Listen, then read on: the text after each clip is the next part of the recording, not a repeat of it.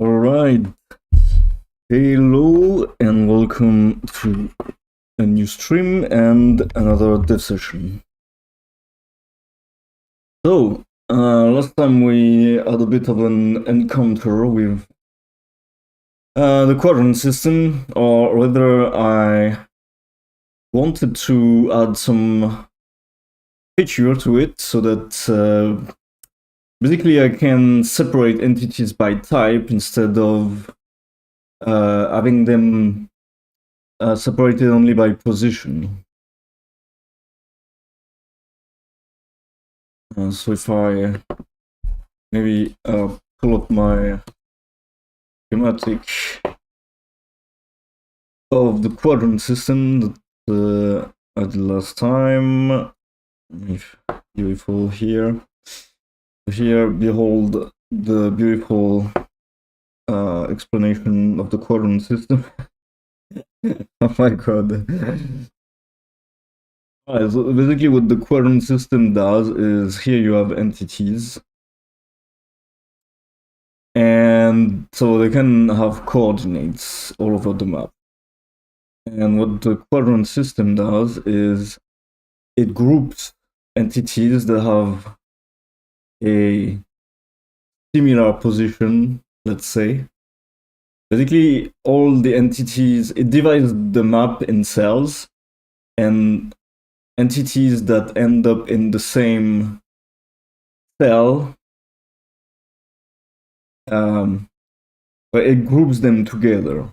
And then, if you ask for what is near a position, and that position ends up in the cell, and then you can know directly all the other entities that are in the cell. So that allows you to, let's say you want to do a collision check. Maybe I want to know like if the player is colliding with this enemy right here. Then what I do is I compute the key for the player from the position here. So here the key is 2. And then I go into my hash map that has all the entities. And then I can do the distance check to see if they are colliding, but only on the entities that are in this square. Whereas if I didn't have this system, I would have to go and do this collision check with all the entities all over the map, even with this one, which is obviously not colliding with me because it's so far away. So it is an optimization system. And so the thing is, I want to optimize it further because now I don't have just enemies, I have experience pickups also.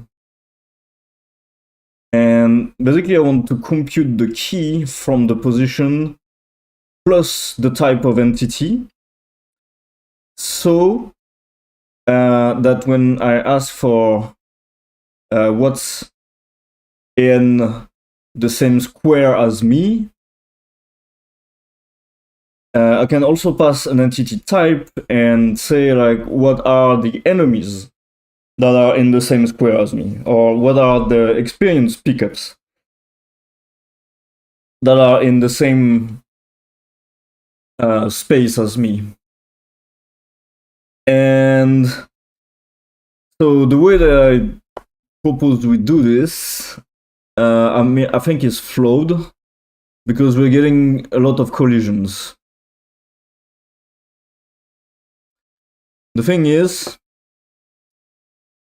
I don't think. Let me see if I can make this larger.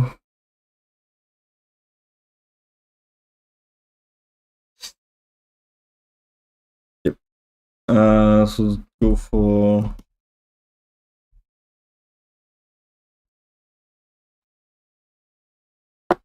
Okay. So, first of all, let's review how this works. So let's say we have a grid like this, and let's say this is 0 on X and this is 0 on Y. This point right here.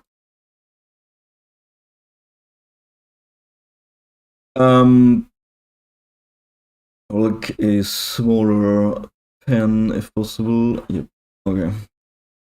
So let's talk in terms of real position. So let's say this is 1, this is 2, and let's say this is 3. Now let's say for quadrant system we take cell size to be equal to 3. So the way the key is computed for any position, so let me add like 1, 2, and 3 over here.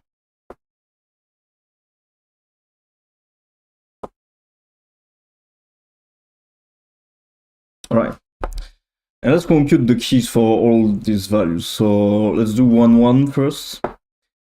So how we compute the coordinate value of a position, the cell coordinate values, is we take X, so we do X over the cell size,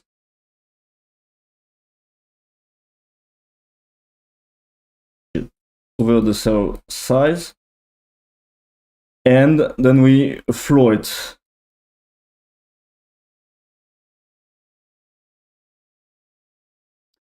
So for 1, 1, this becomes 1 over 3. And for Y, we do the same thing here, except we take Y. It becomes Y over cell size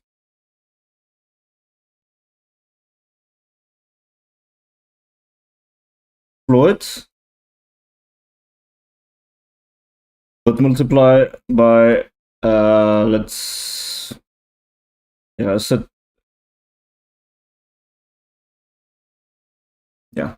so we multiply by our grid width.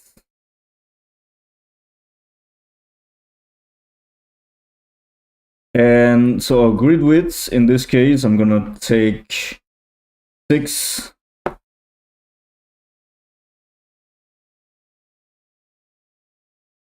Wait.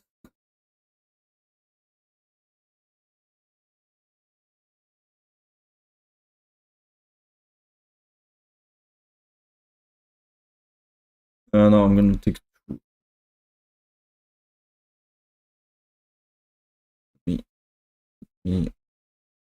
Make this cleaner.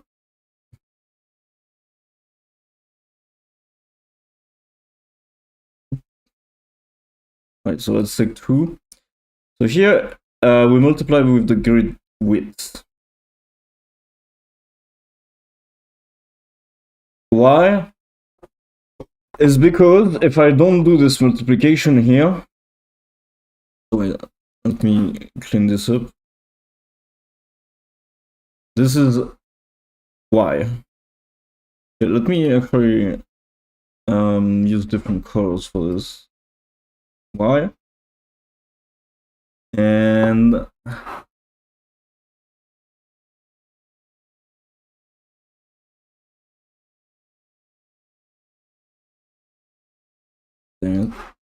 X.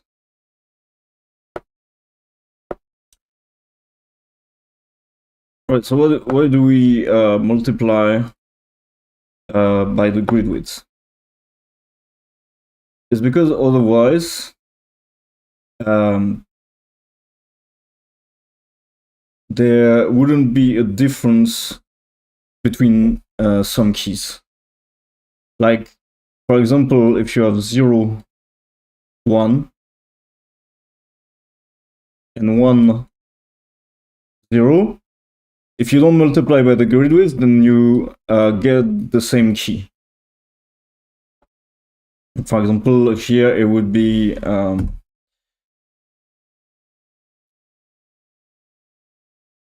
we flow it. So even though it's 0 that 32333, this becomes 0 because we flow it. So both keys end up in 0, which shouldn't be the case, basically.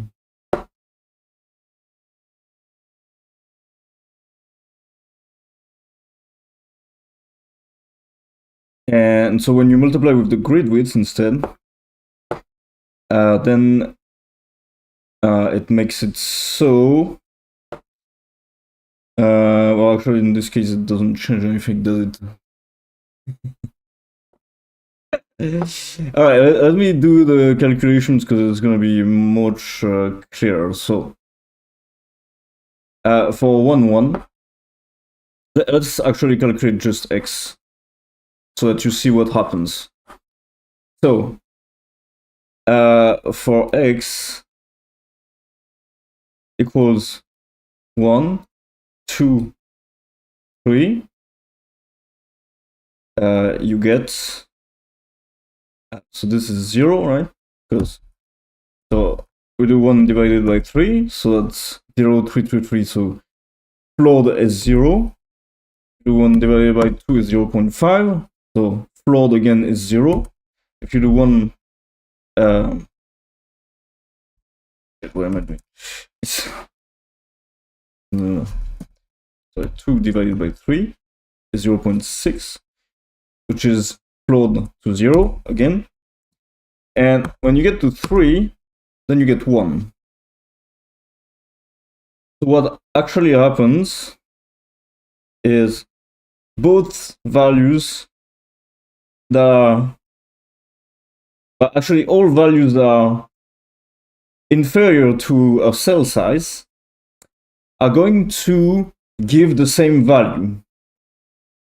That means anything that is lower than 3 here is going to end up in the same cell. So that means for x, there is like a line that's going to group all entities that have an x under 3 in, well, that have an x that is between 0 and 3 in this column here. And if we keep going, and we do 4, 5, and 6, the same thing is going to repeat. Basically, everything that's under 6 is going to end up in the same column as well. So again, we're going to have another separation here. And all entities with an x that's inferior to 6 but superior to 3 are going to end up in this column here. And the same thing happens horizontally, except that we multiply with the grid width. But basically, the idea is the same for the y. So if I do the calculation for this,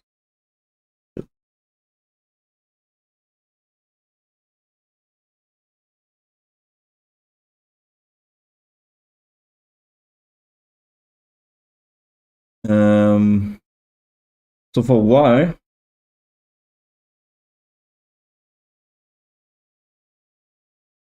so so 0, obviously you get 0. So 1, 2, 3, and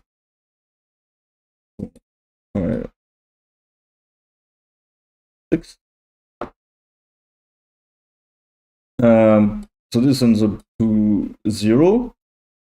This ends up to 0 as well. This ends up to 0. This ends up to 1. This ends up to 1. And I'll just show you this one. So 4 divided by our grid cell size, so it's 1.33333. So we flow it to 1.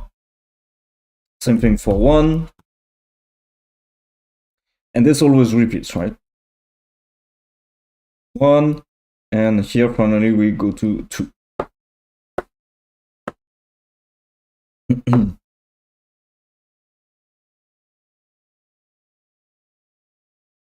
And so the same thing happens like so. And 4, 5,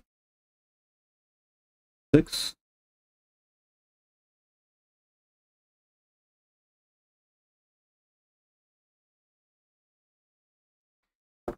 But except we want one single number. We don't want these two numbers, because remember, our goal is always to put stuff in a hash map.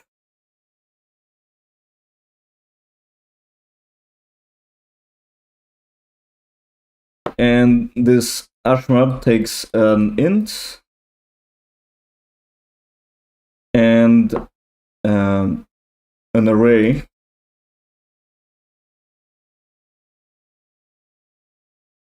of entities. Or, yeah, actually it's more like some arbitrary data, but shit.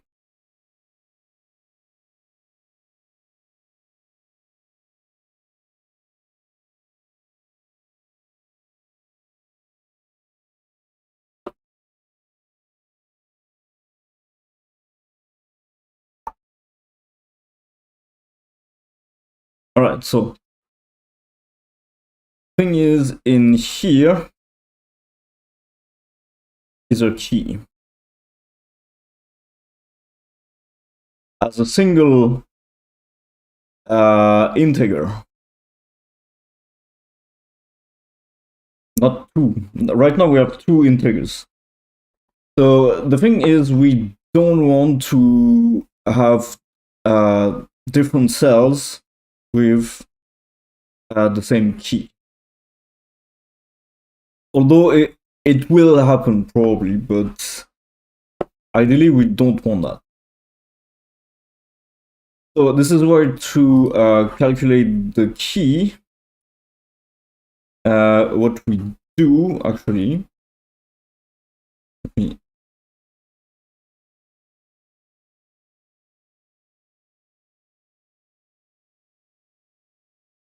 Right, so a key is calculated from let's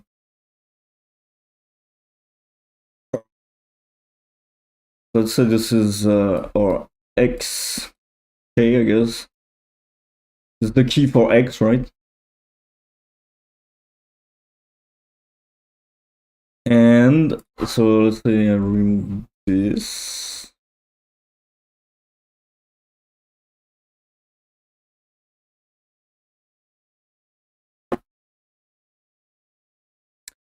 And here is a y key.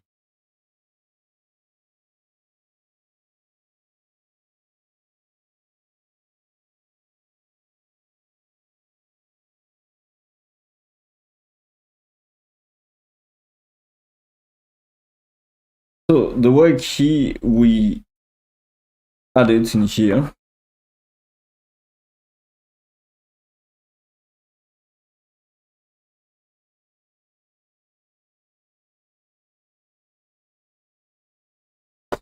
But you can see if we do this, then the cell that is going to compute an x key at 0. Yeah, so this is what I was trying to explain here. There is no difference between the cell 0, 1, which is this cell here, or is it this one? No, it's this one. So 0, 1 would be this cell here, and 1, 0 would be this cell here, but if I compute the key like this, they both end up to 0. Sorry, they both end up to 1, actually, that's wrong.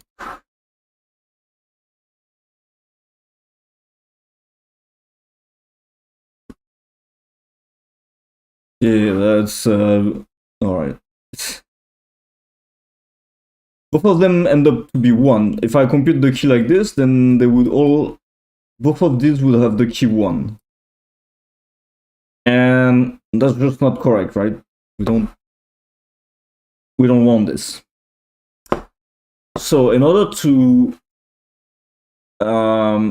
make sure this doesn't happen, well, make sure, kinda, what we do is we take our grid width here, and what we're gonna do is multiply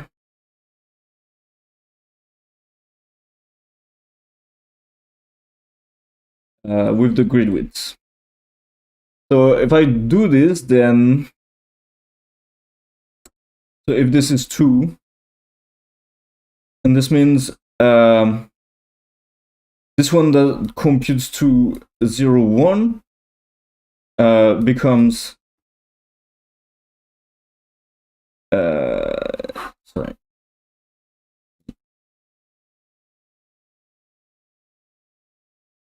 Becomes 0 times 1 times 2. No, that's a plus. Damn it. Me make this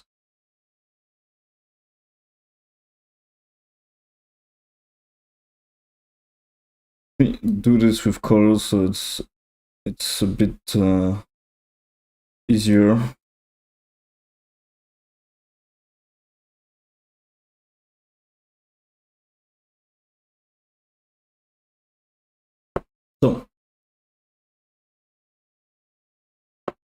So in red, so let's say our x is 0 here, and here's 1. And for the other one, y is 1, and y is 0. Then the key without this grid width here would be 0 plus 1.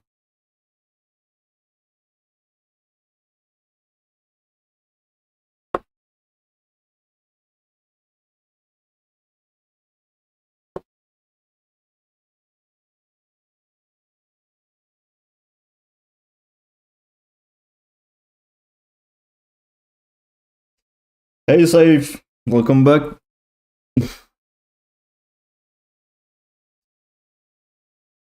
My chat refuses to work in OBS for some reason.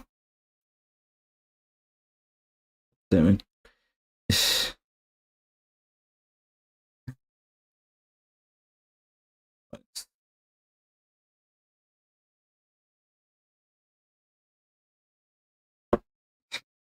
11 days, I thought it was 10 days. Good, it's not too long. Alright, so let's get back to this. And here is 1 plus 0, so they end up with the same key, so this is 1, and this is 1. Let me make this in orange. 1, okay. So we can use it like this. So instead what we do is 0 plus our grid width here is 2.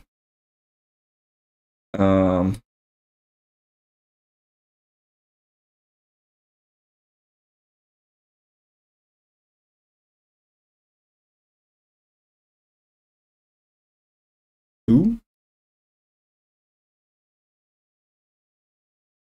That's 1. So instead we get 2 for the key.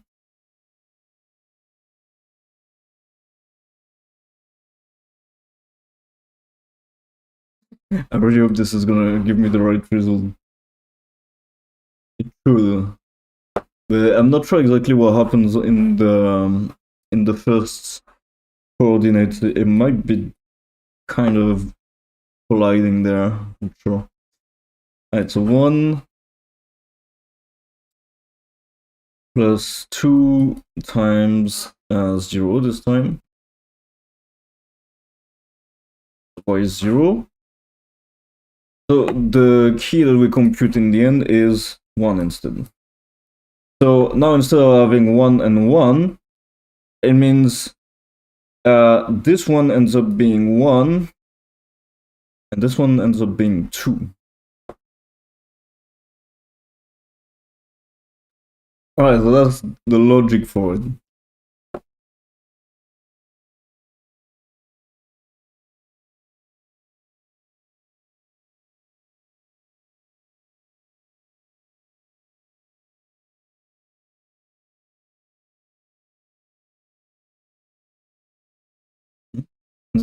Next week it will be Fallout.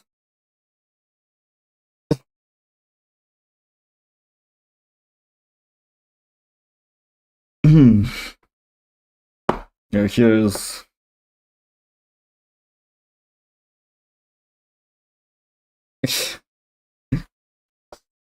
yeah.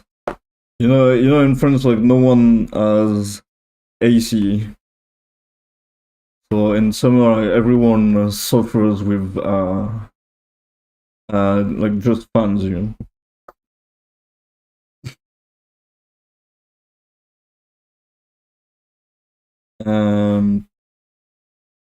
Okay, so the thing is, what happens with this one, right? Well, this one is 0 and 0, right? So it should end up to be 0. This one ends up to 1, 1. There should be 1 times 1 times 2. Should be 3. And then, since we have a grid width of 2, we should start running into problems. Or maybe not yet. Because this one's gonna compute to 2.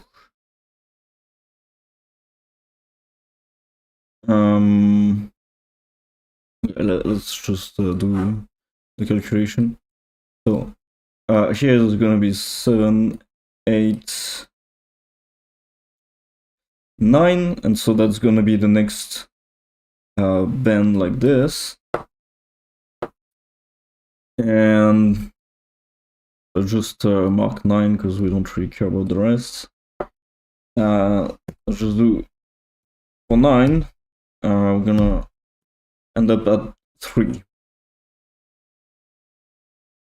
And for 8, we end up at 2. So that means here we compute 2.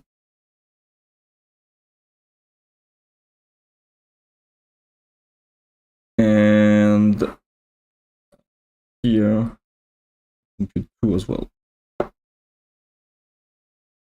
And here is 3. And here is same thing, 3.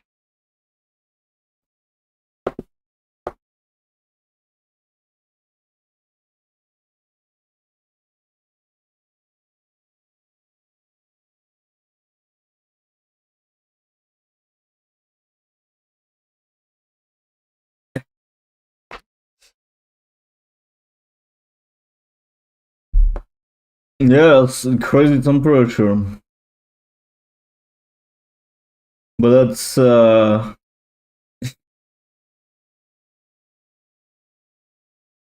Yeah, that's in UAE, right?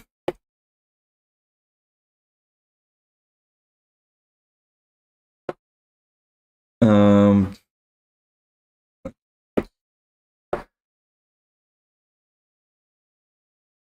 so the key over here is going to be, well, let's do it for x first. So here is 2, and y we get 0. So here already we have a collision.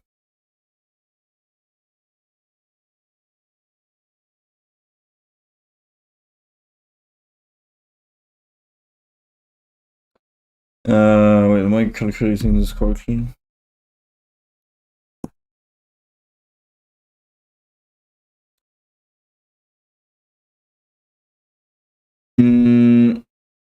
Yep, so, okay, so we get 1 divided by 2 is 2.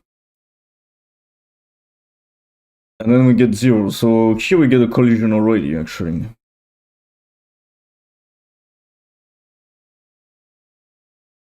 And so let's calculate this one. So this is 2 and 1.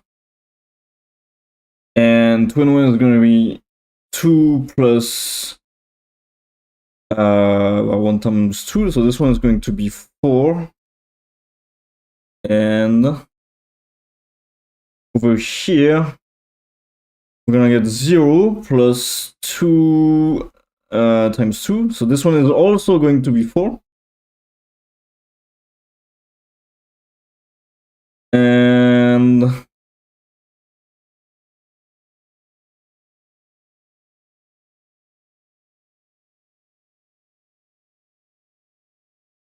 if we calculate this one, then it's 1 plus 2 times 2, so this one is 5. And here is 6.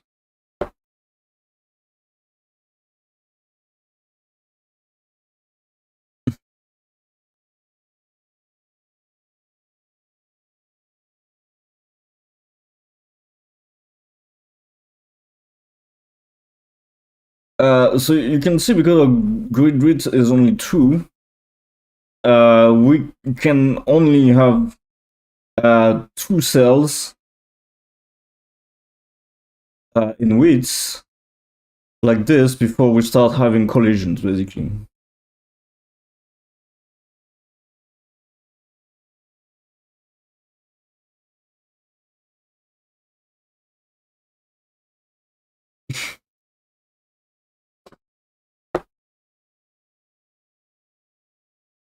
And so this is why you don't really you cannot ensure really that there is no collisions, because you always have to have a grid width, and so of course you can take a very big number for this. But if you have an infinite grid, then at some point you may have some collisions. And so this is not too much of a problem if you don't rely on it. Meaning, the main goal of this is to reduce the number of entities that you have to query, because you can just calculate the key and get a smaller list of entities that are supposed to be around you.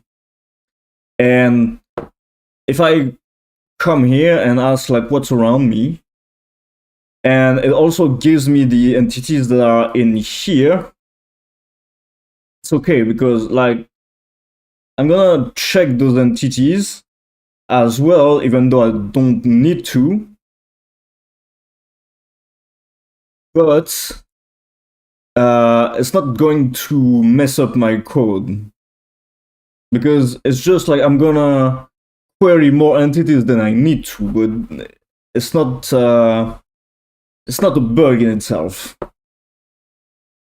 Now the problem with what I want to do, which is basically introduce a new number that corresponds to the entity type,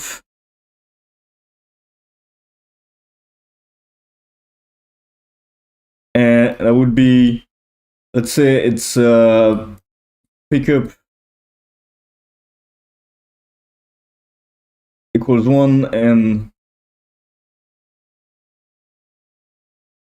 enemy equals 2. At first, how I wanted to do this is calculate the key here and then add well, some kind of offset like the grid width. So like so we will have like a type offset here.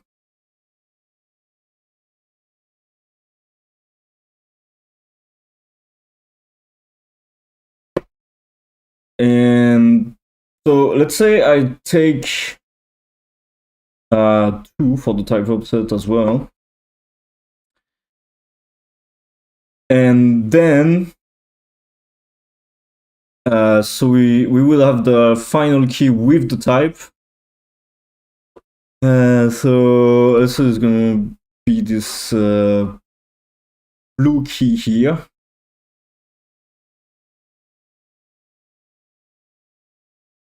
So it would be key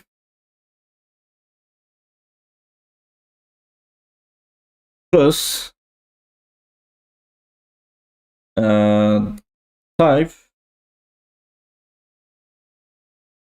and then multiply it by the type offset.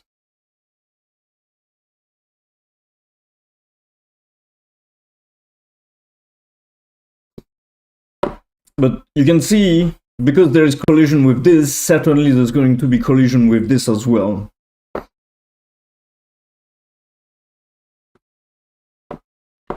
And this is a problem because but it is a problem if you're gonna rely on the fact that you're going to get only one type of entity. Because if there are collisions, it means you might be requesting a certain position and a certain type, but there is no guarantee that you will not get a pickup when you're requesting enemies. And there is no guarantee that you will not get an enemy inside the list of pickups that you're requesting. So basically I cannot rely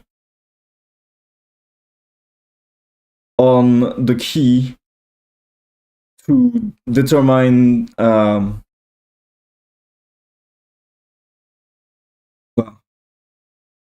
separates the entities, and especially when I query, I cannot be sure that there is no collision. I cannot be sure that there is only one type of entity. So the question is, how the fuck do I solve this? So one solution is to change this hash map to a hash map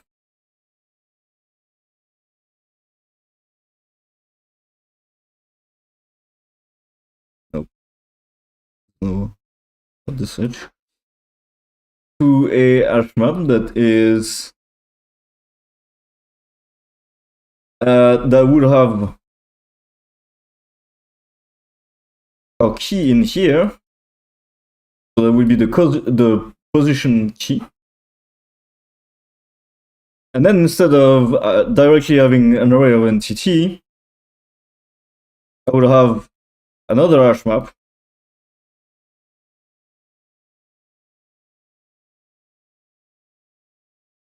and here I would have the entity type instead.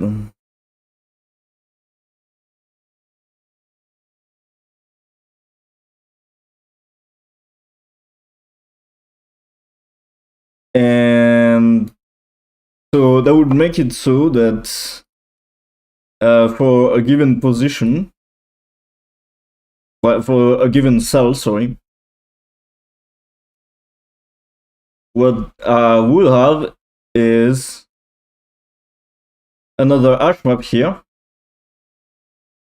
with, let's say here is 1, and then the 1 is our pickups, right? So, and here that would be all the pickups in here. And here I would have another key.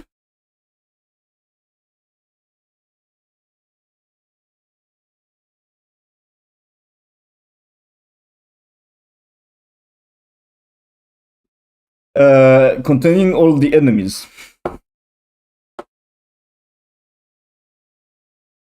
I think this is the only viable solution if I want to be sure of what's inside.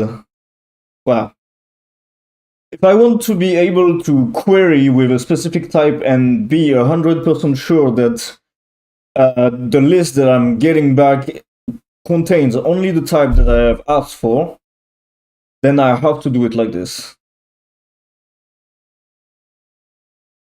Because otherwise, I have to compute a key. So not necessarily like this, because this for sure has collisions, and is probably not the smartest way to do it.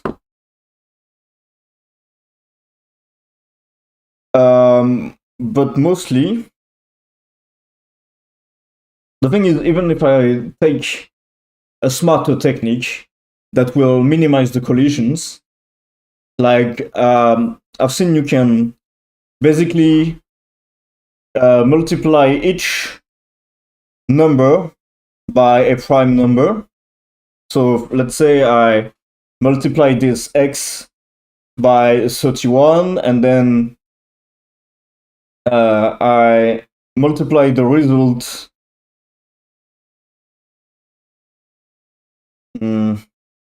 Right, let me check.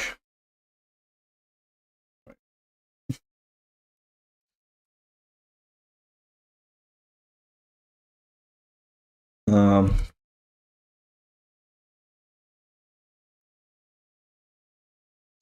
Damn it.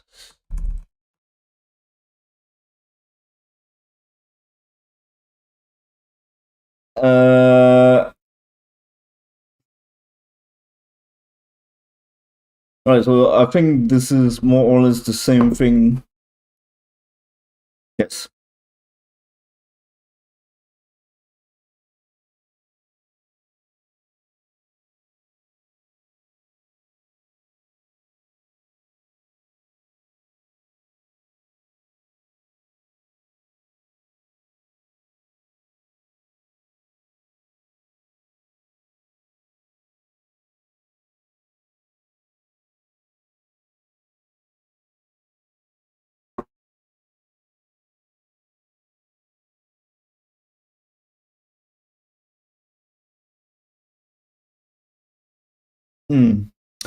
Also, there is also a bit shifting solution.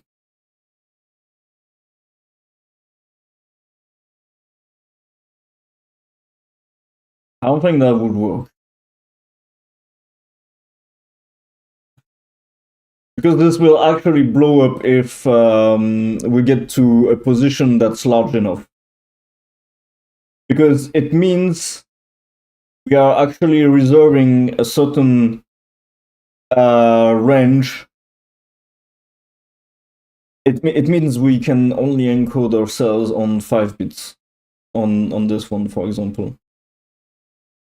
I mean, at the same time, what is the maximum? Because we technically right now need only 1 bit for the type, but we probably want more, at least 2 bits.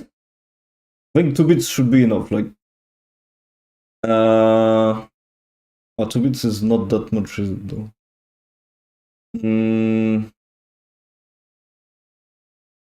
Yeah.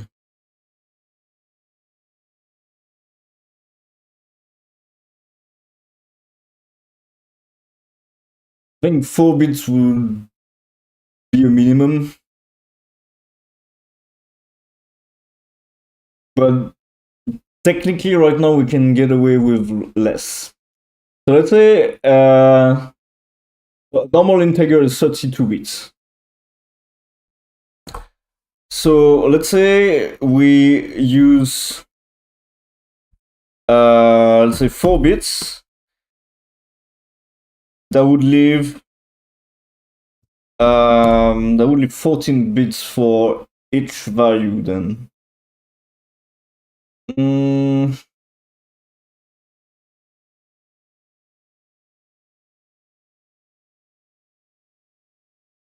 Mm, mm, mm, mm. So that would be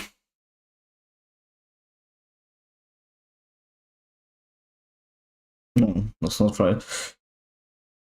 No, that would be 2 to the power of 14.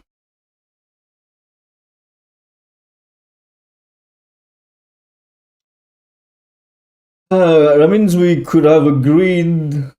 Of course, you need 16,000 by 16,000, for example.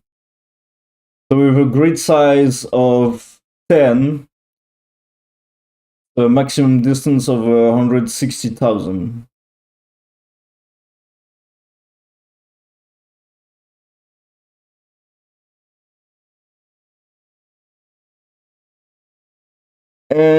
I mean, this is unlikely that someone will get to that number, but at the same time, I don't like the idea that there is a number at which,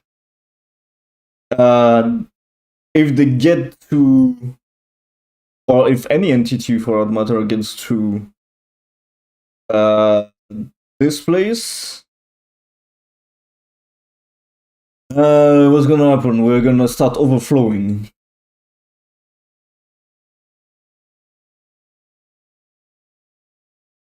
I guess it might not be that bad actually.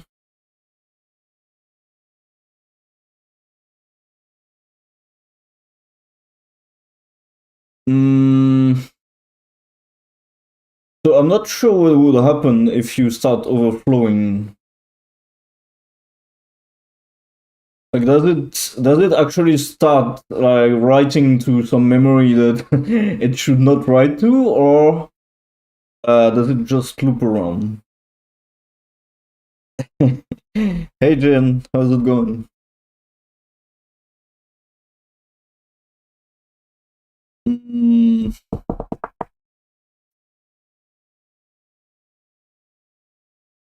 because if it starts writing to some other memory, then it's really bad, and this will result in crashes, or it will start creating insane bugs, and we definitely don't want that.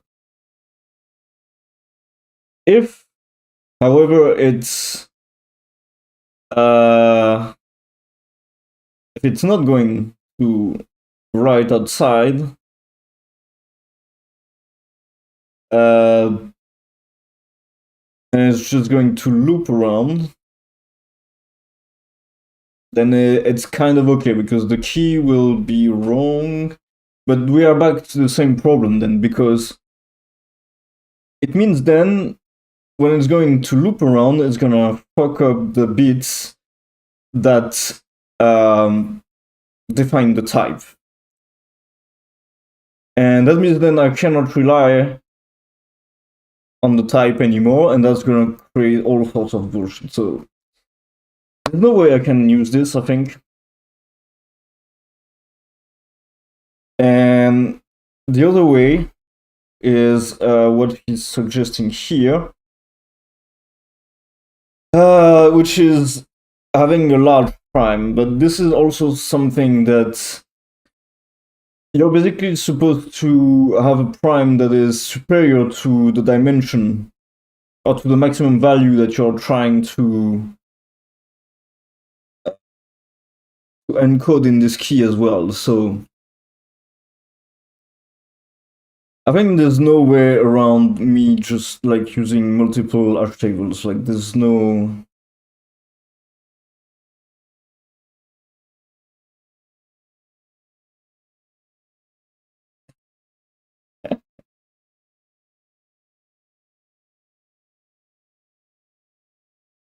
Another party.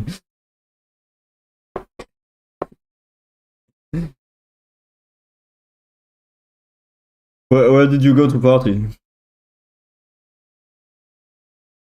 Mm.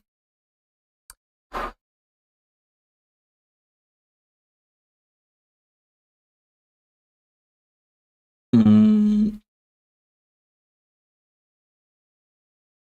Yeah, so I don't really see another way than using multiple hash maps then. And then this becomes kind of a problem because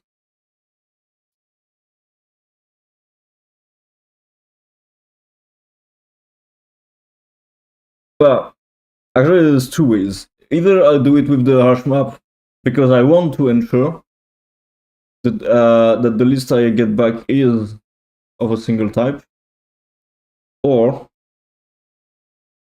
I don't give a fuck. I compute a key that is going to be unique enough, and I just ensure when I get my list back that each entity is the type that I think it is. That is the other solution.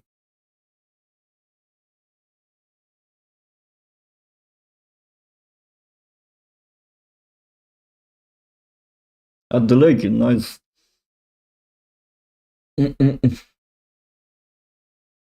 Yes, these are my notes where I am still explaining the quadrant system and how the key is calculated.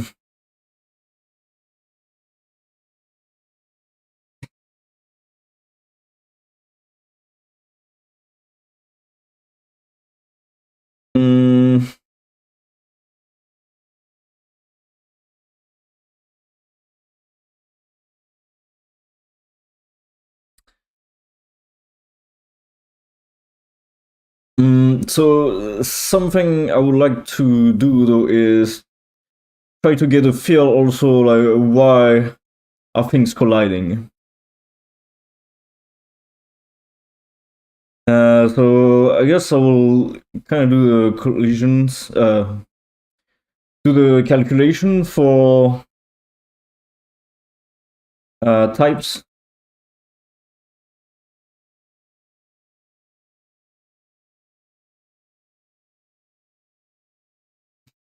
So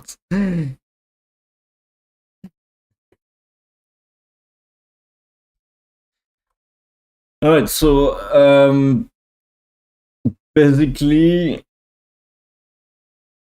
so let's say we have an enemy in cell 0. So then the key is 0 plus a type, which is 2, times the type offset. So that would be 4. And yeah, so already we have a collision with. Well, not really, not really. We cannot say we have a collision just yet. So this one becomes 4 for enemies.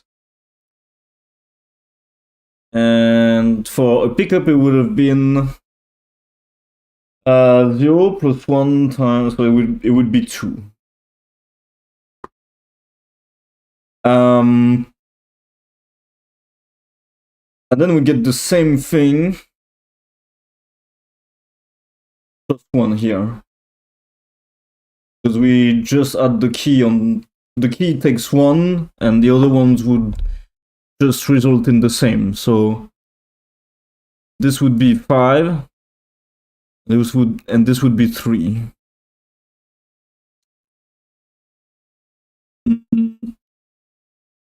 And something here. What does it take? Wait, no, our key is 2, so this is 6. And this one is going to be 4 then. Okay. 2. Pickup type is 1 times 2, yes, it becomes 4. Yeah, so already we have a collision here.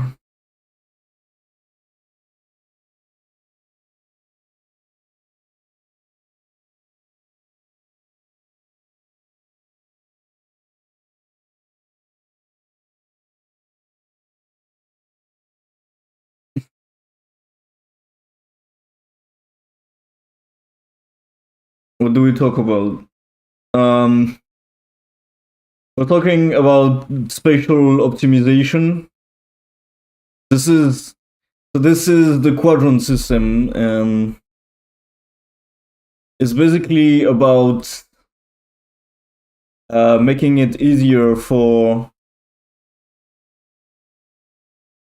The goal of it is to get a list of the entities that are close together. So basically, if you have an entity that's in this square here, and there is another one in here, if I know this entity's position, and I want to know what's around it, I compute the key in here. From the position of this, I can compute this key. And because I can compute this key, then I can come in here and just get the list directly. And then I know this one is nearby. And it's basically an optimization so that I don't have to... if these three are all the entities in the scene, if I don't have this system, if I want to know whether I'm colliding with any of these two entities, I have to check all of them. But if I'm interested to know if this one is colliding in with something else, I can just compute the key and know that nearby, the only entity that can be in collision is this one, because it's the only one that's nearby. This one is way too far, right?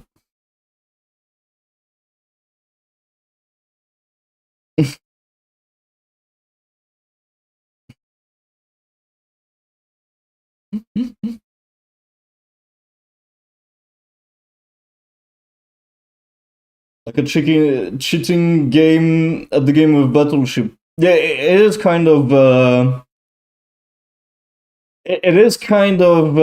turning all the coordinates that you can have that are continuous, you know, like you can have any value for the position of something. And because we calculate the key by dividing by the cell size here, it makes it so that all the values that are below the cell size here will end up in the same square.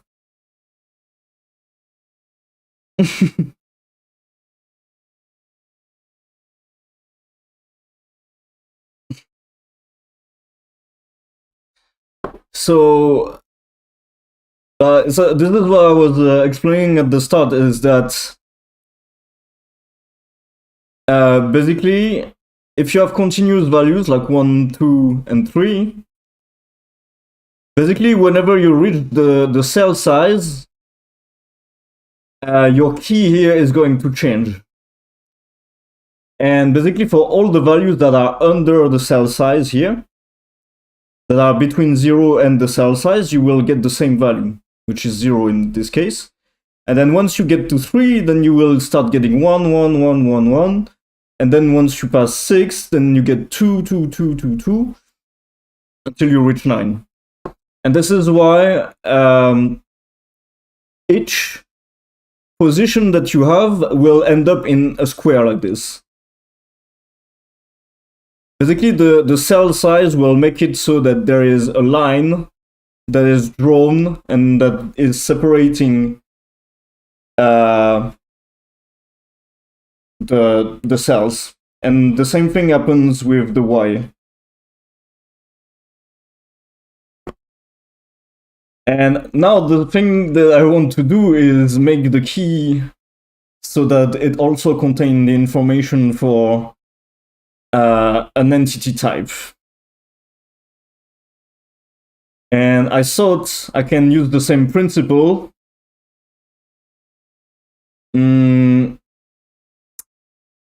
But I can't. I can't because basically the other thing I was explaining is that if you just do the flooring like this, it means the cell that's at 0, 1. So 0, 1 would be this cell over here. And the cell that is at 1, 0 will have the same key. They would both have 1 if you compute it like this. So you have to multiply by the grid width here. So you multiply only the y by the grid width, which makes it so that, so here we take 2. As long as your grid width is large enough, you won't have collisions. So it means like everything that is in this range of 2 here will have a unique key. So you can see here 0, 1, 2, and 3. Those are all unique, right? But once you get out of the 2, here at 3, you start having collisions. So here you get another key, you get another key that's 2. And it's gonna collide with this one. And same thing here, it's gonna collide with this one here. And then it's no longer properly separated.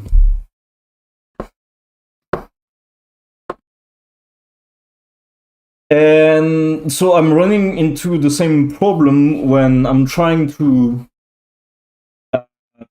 basically add the type here by adding basically the key that we calculated previously. And I'm trying to add the type plus the key plus the type times an offset. But that just doesn't work. And it collides even earlier, actually, which is kind of strange.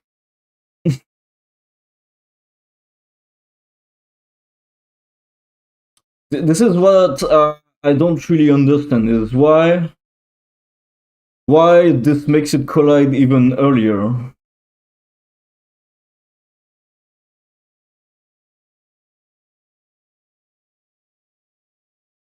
Berries are type of berry tree which give very sweet berries. They grow fast, they give shade, and they grow in every single climate, but they cannot live in pure sand. So are mixing fertilizer. I see. Well, good luck with that.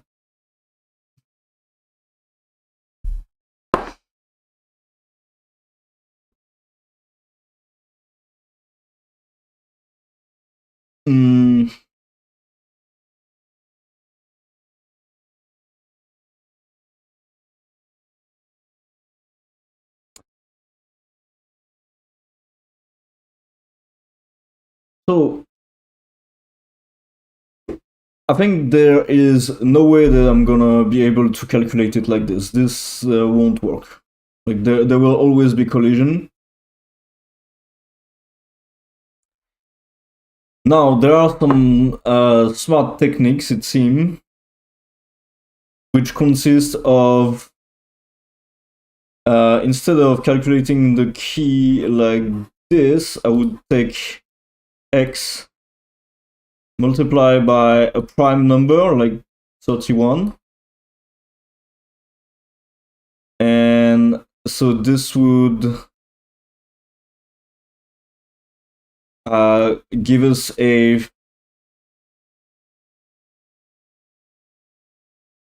first key for x, and then we would multiply this again by another prime, like the 17,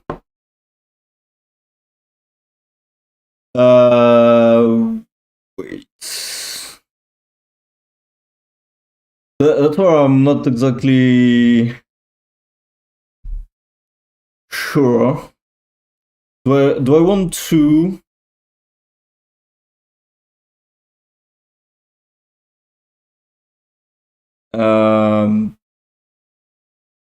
add? Do I want to add the y then? Right, and so that's what I was trying to check with this. Because I think this is the method that this guy is describing.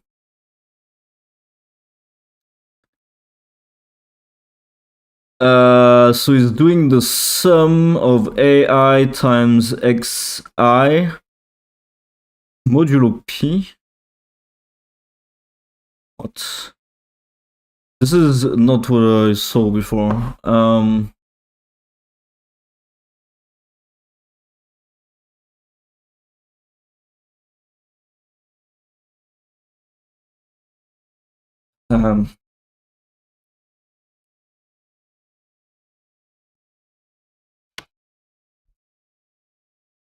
Alright. So I think 3 integers. What the fuck is this?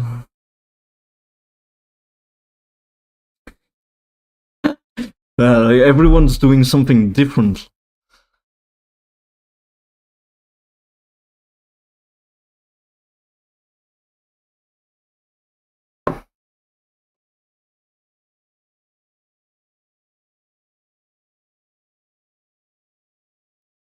Do I want to add the violin?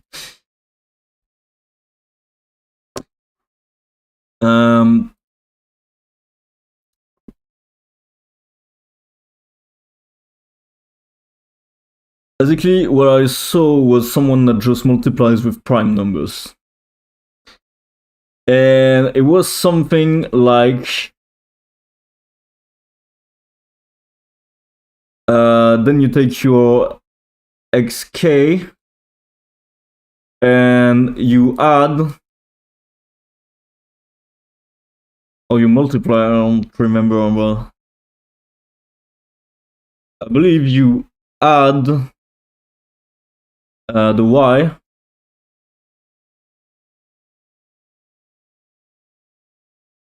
You add the y times another prime here.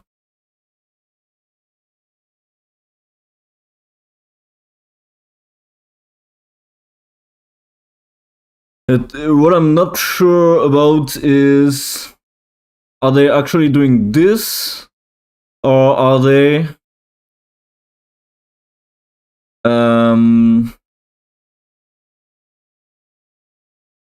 or are they multiplying with the y and multiplying with the prime again?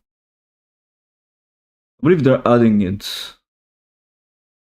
Yeah, because it was saying it's the sum, so I think it should be this.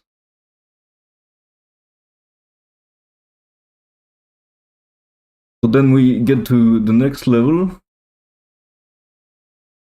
where we so we get a key now that's it's called yk. And so then we want to do yk and then add finally our type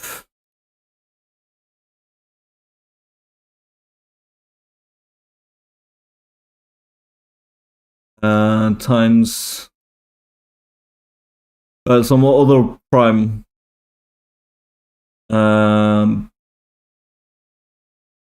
But I think we can reuse the same primes. I don't think it matters. And normally it should give something that's unique enough.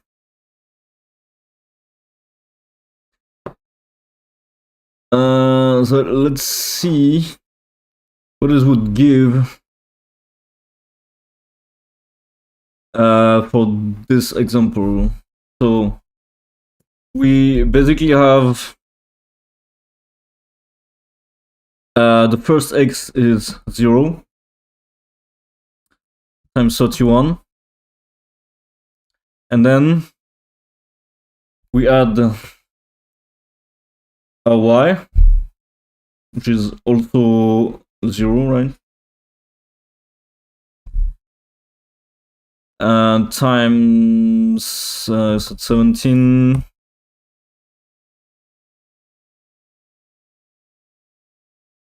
We still have 0, and then we add the type,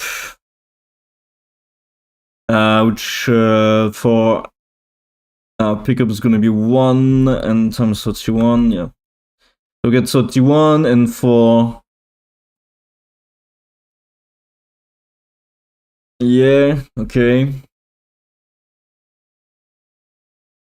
So what color can I use? Use these two blues here. The one is gonna be 31. The other one is going to be 62.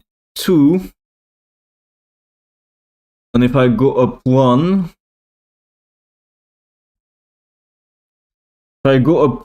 then our x key is still 0. And so we do y times 17, but then, so now it's 17. Plus 31, so we get 48 in here.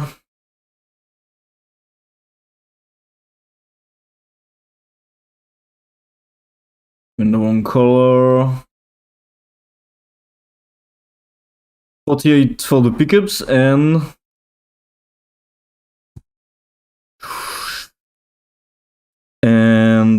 so 17 plus for the enemy we now get 2 times 31. So in this case we get 79. So in this case it actually solves this first collision that we had.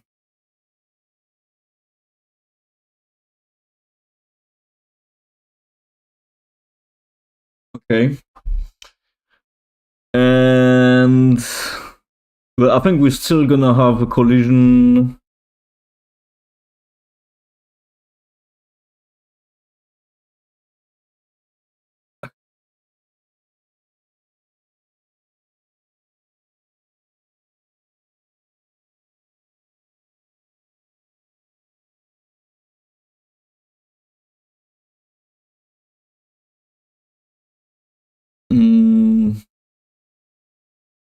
Or is it just because I'm multiplying y by 17 now? Yeah, I'm stupid. This is the same thing that I'm doing actually. I'm doing the exact same thing.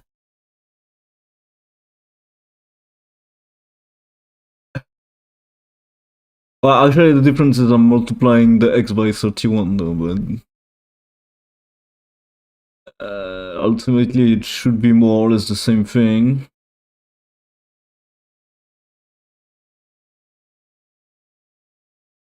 I don't know if it makes a difference that I'm using primes.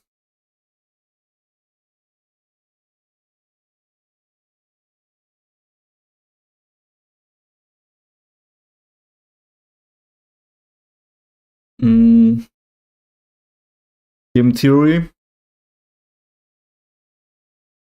I honestly don't know. I believe game theory is something about economics, no? But yes. Shit.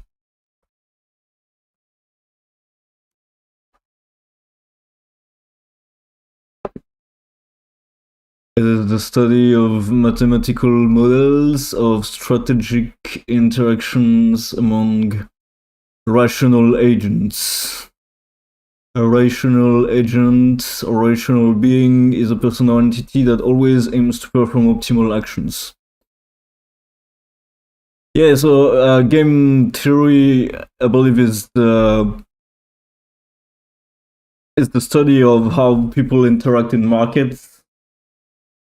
Well, assuming they are always rational, which which is not very realistic. It has many it has applications in many fields of social science, used extensively in economics, as well as in logic, systems science, and computer science. Two-person zero-sum games. In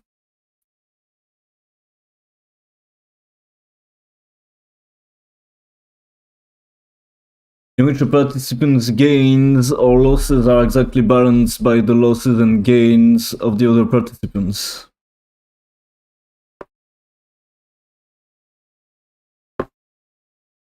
Yeah, but I mean, like, this is what game theory is known for, but I don't know, like, all of it. Like, maybe... Like, let me search for... What is the sieve of Eratosthenes?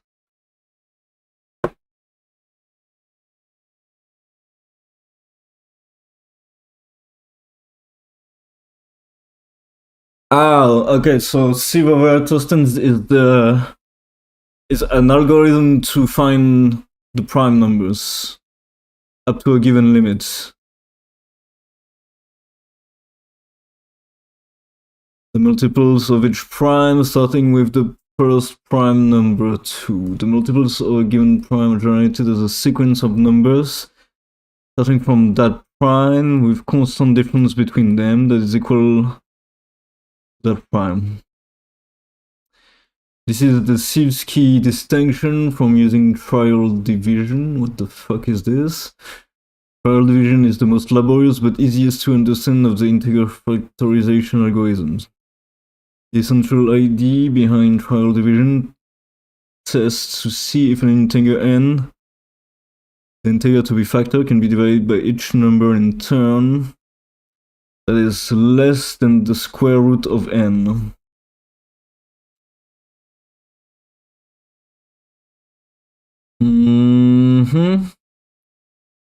Sequentially tests each candidate number for divisibility by each prime. Once all the multiples of each discovered prime have been marked as composites, the remaining unmarked numbers are primes. Alright, holy shit.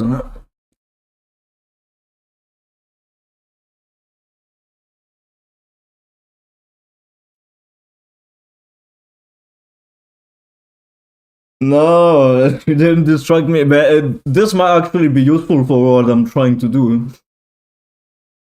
I don't know any of this shit, like, my background in math is terrible.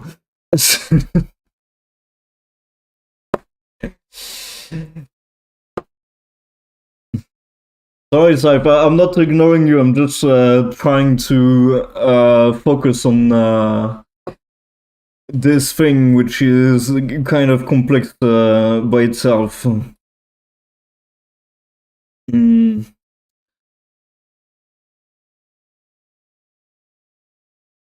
Alright, but so this lets you find the primes, but what I need is not necessarily to find the primes. I need something that's gonna hash 3 numbers into something that's most of the time unique, and I need it to be fast, basically.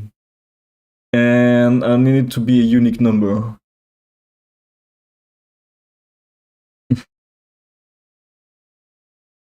Did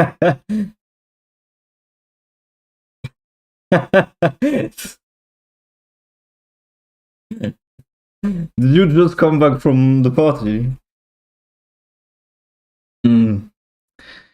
No, my math is really terrible. Like, I lack a lot of the basics, I think. Well, maybe not of the basics, but the advanced concepts are very blurry to me.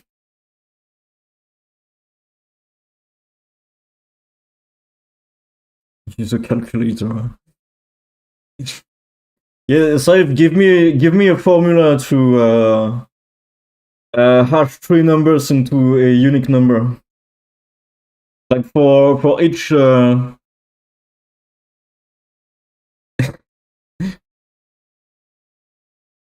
what's an Indian man's tutorial?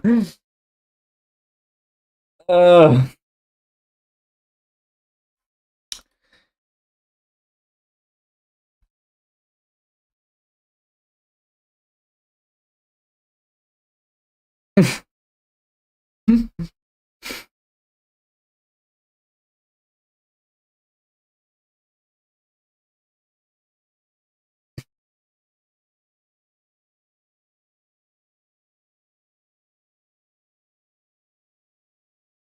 all right, so there's gotta be a simple way to do this. Goddamn it.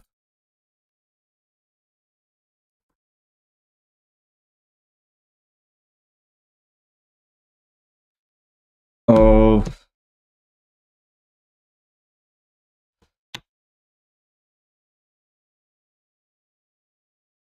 yeah, exactly. How to make a unique number from three other numbers.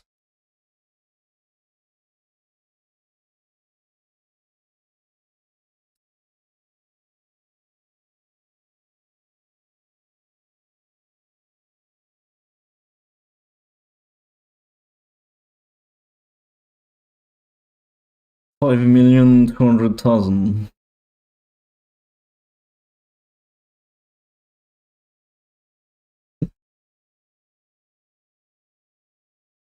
Yeah, I already do actually. Mulberries taste like raw sugar. Mm.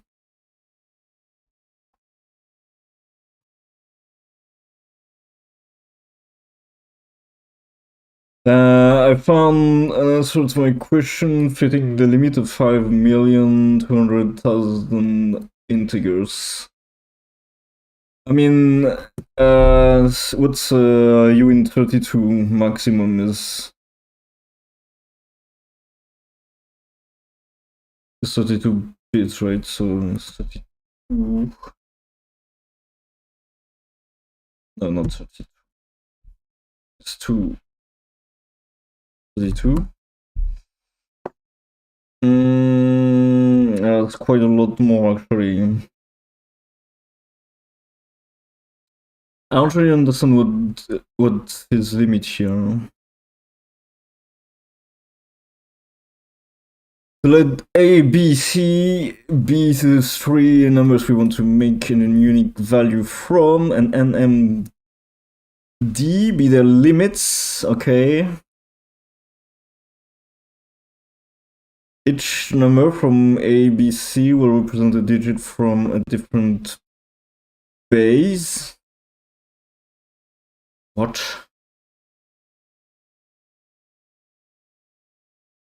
Oh my god, it's using different bases.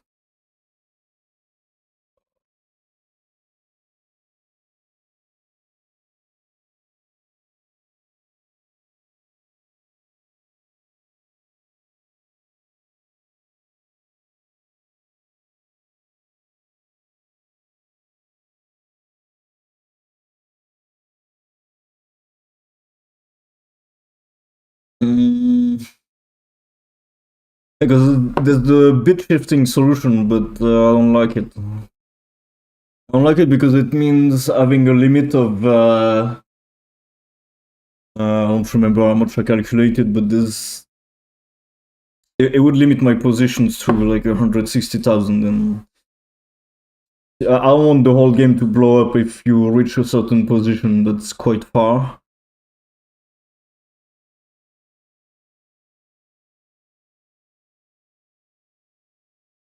I just ask ChatGPT about this. I'm thinking it's something it would be good at.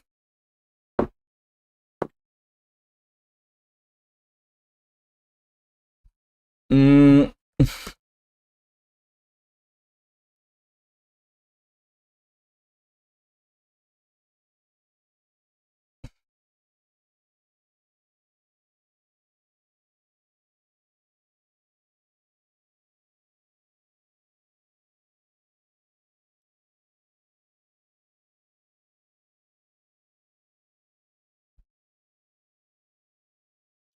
All right, so it's taking a different approach here.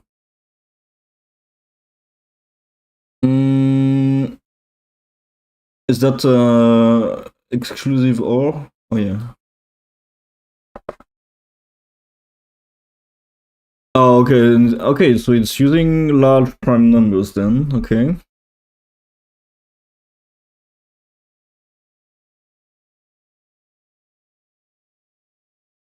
Okay. But is doing an XOR with it?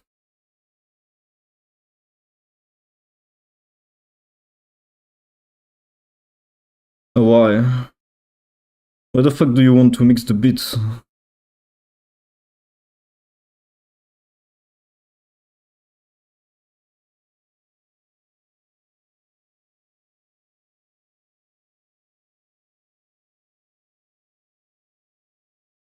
Finally, the result is taken modulo to 32 to ensure that the hash value fits within a 32-bit integer range. This step is optional if you want to keep the hash value within a certain range. Okay. Damn. Can't believe it figured this out like in 2 seconds and... Oh shit. I'm gonna get replaced by AI.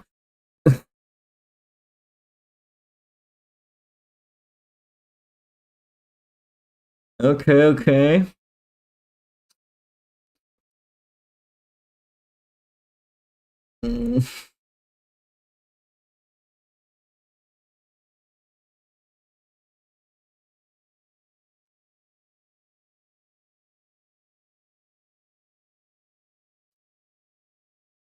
Yeah, so of course with...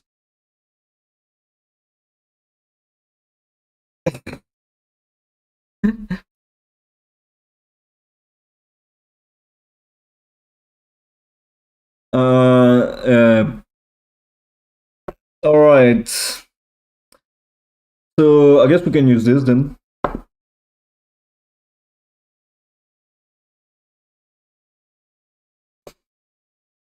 Hey, why not?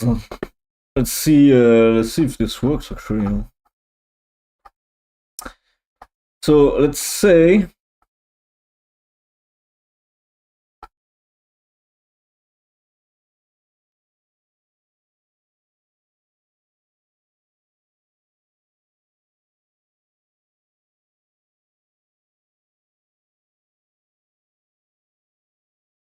to calculate our key, what we're gonna do is is this. Here we're gonna replace this by position.x. Here we're gonna replace this by position.z.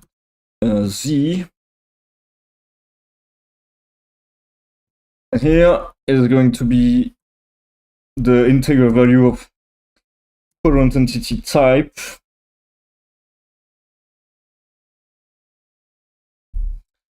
And whatever is the... what's that? Oh,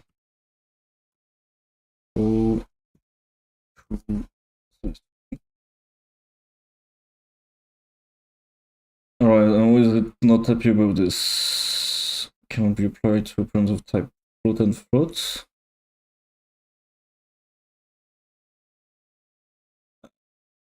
Okay.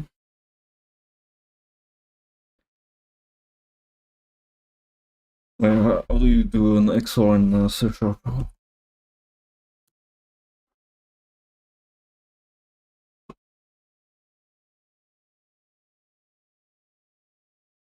Well, once I finish my mandatory military training and my college, I will go in 6 years from now.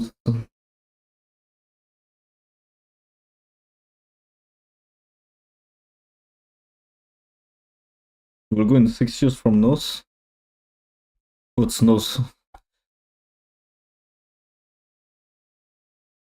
Wait, but that is the operator. It only works with a boolean then? So does that mean I have to convert them first? So I guess. Wait, no.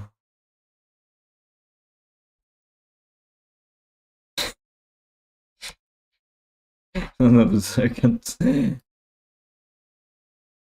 Wait, but an int should be able to do this, no? Like if I do this, can do it, right? No? Why? Why would it not be able to do this? Hmm.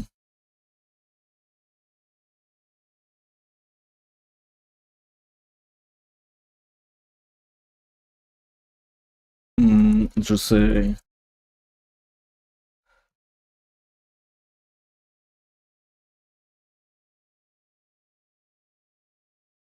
Well, this works. Why this doesn't work? Ah, because this is float?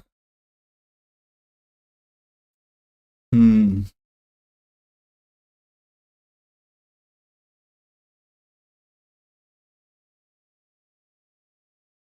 Is this gonna work with float or not?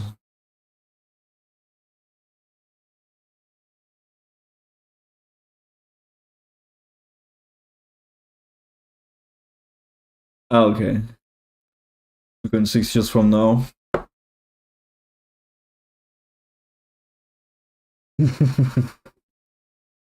um.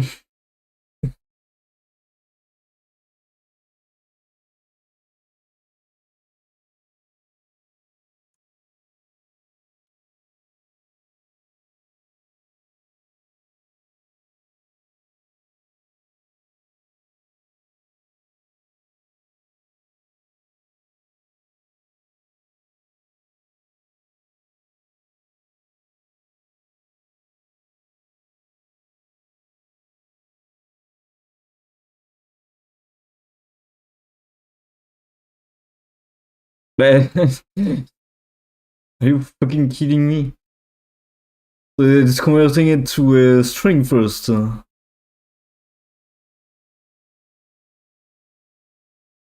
There is a way that I could convert the position to a integer though. We're gonna get quickly in very large numbers, and so that might be a problem.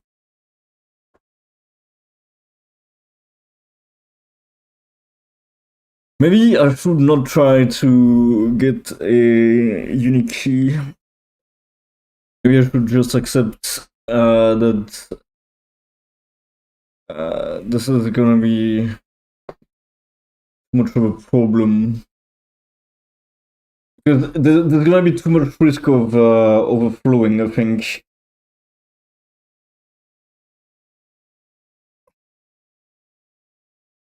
I'm sure we can go to 4 billion, but we're already multiplying by very large numbers, and if I want to convert this to an int, I'm gonna have to multiply it by a very large number as well.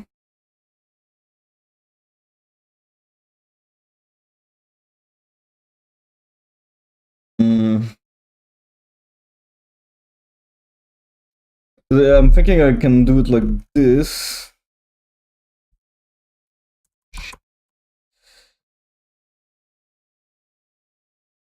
If I take the int value of this, oh my god, it's gonna be a million parentheses.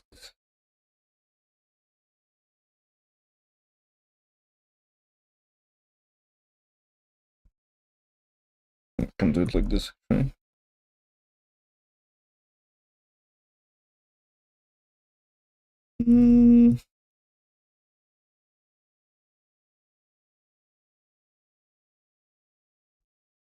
Uh,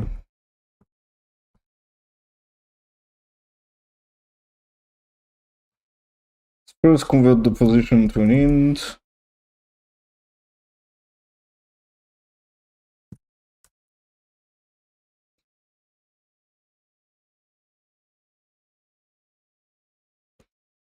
I do this instead. No? Why? Oh yeah, that doesn't work with non-class types. Well, not. I guess this is for use with like structs and other types. Alright, so if I do this, because basically what I want is this. I want to convert it to an int first. I want it to multiply the float and then convert back to an int. So then, go back to the original implementation, which was this.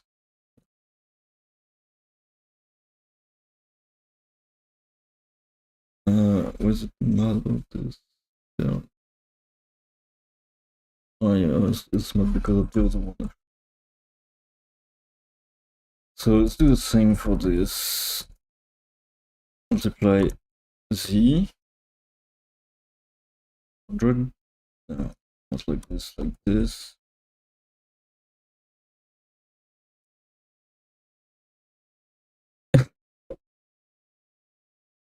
So if I offered you a job as prime minister of my country, would you do it? I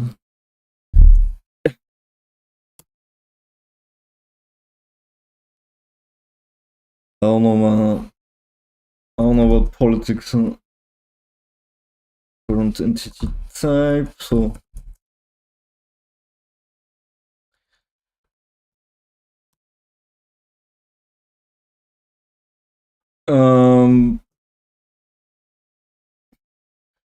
How much does it pay though? Alright, so pose X, pose Z. And finally our type.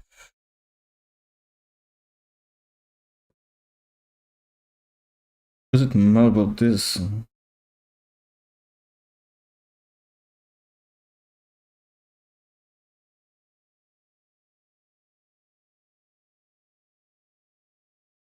Huh? Which one?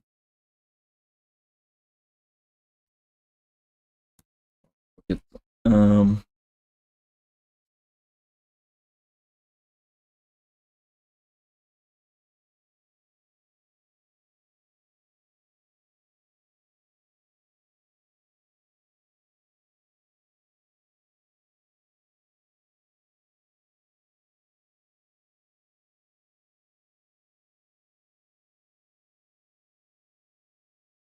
mm,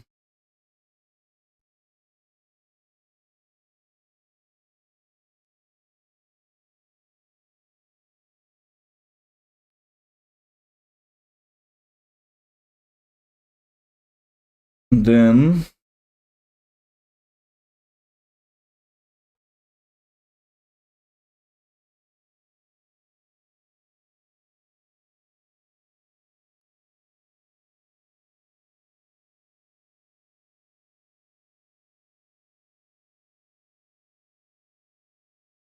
oh, nothing is floating here.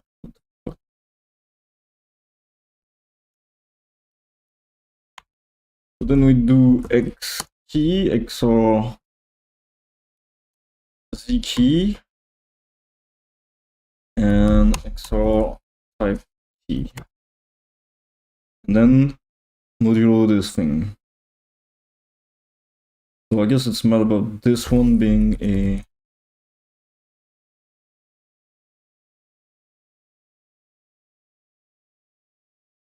float.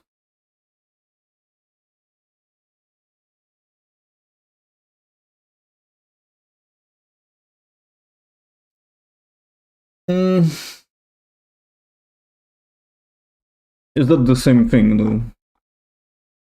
I guess it is.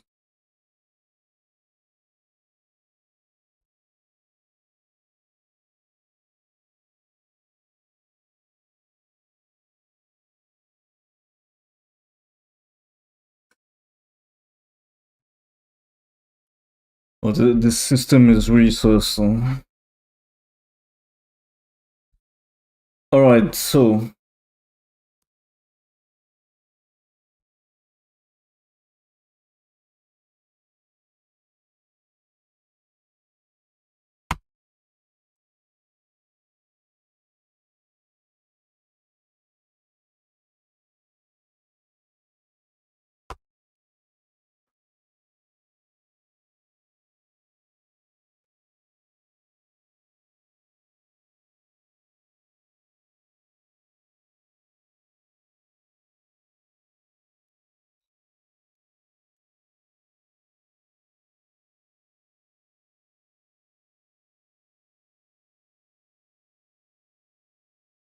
try to log the key components.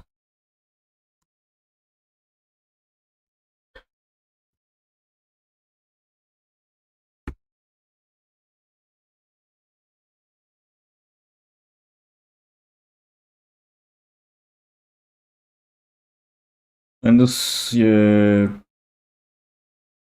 it won't make much sense, I guess, but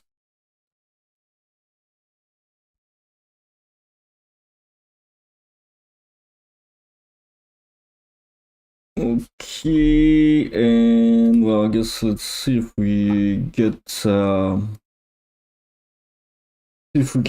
collisions with this.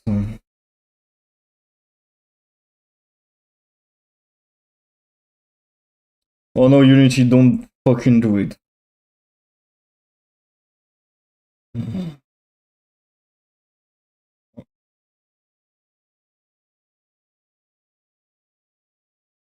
on. Okay. Alright, so let's see what happens. We have, yeah.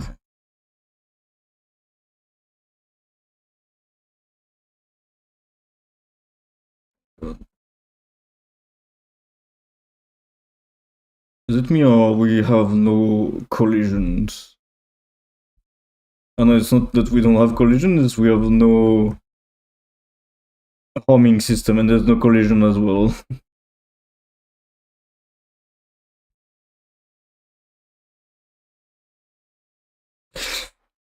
Okay, then.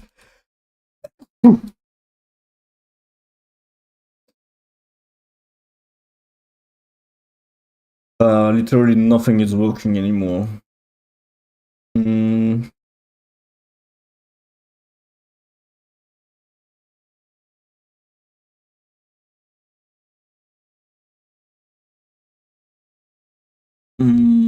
I guess. I guess I should just make a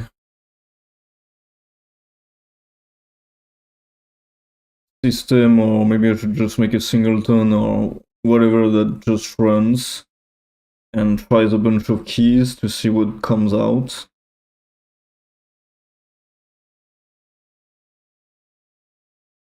I love the colors. Yeah. Yeah, the view with the hitboxes is kind of cool.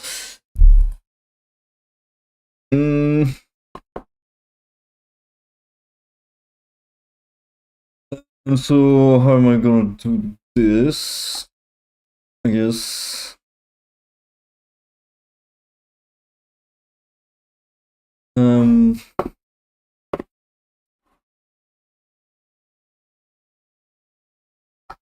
The quadrant system is it's a system. So what I can do, just try stuff on create basically. And so let's try to log the keys.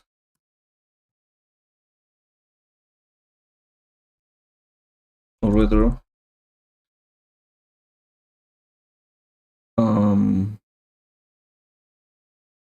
let me put the spawner into manual mode so enemies don't spawn automatically.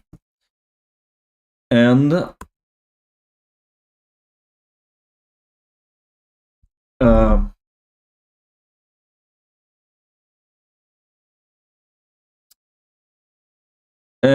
let's try a bunch of keys.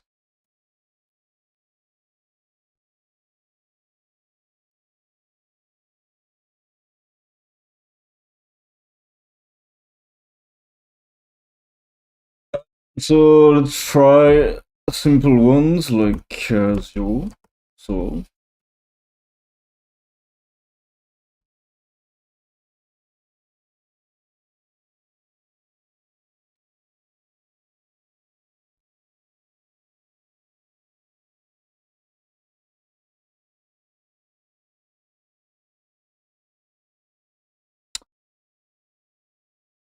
I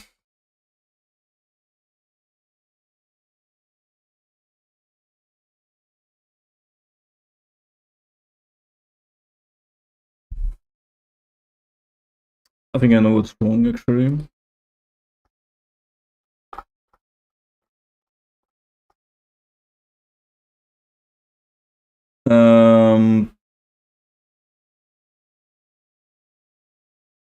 Yeah, I'm stupid.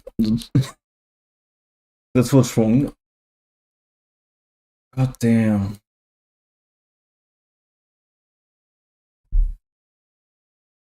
You have an exam every day until Thursday? Oh damn, I do not miss school for this.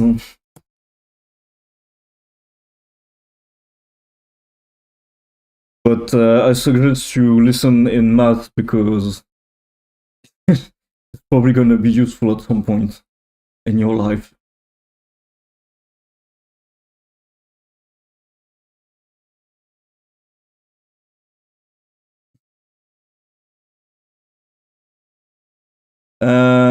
Yeah, so the reason this isn't working is because I'm stupid. Here I need to first I need to get my ID. Oh, I need to get my cell coordinates because I still want a same cell to end up with the same key, which means I need to still calculate my cell coordinates as I was doing before.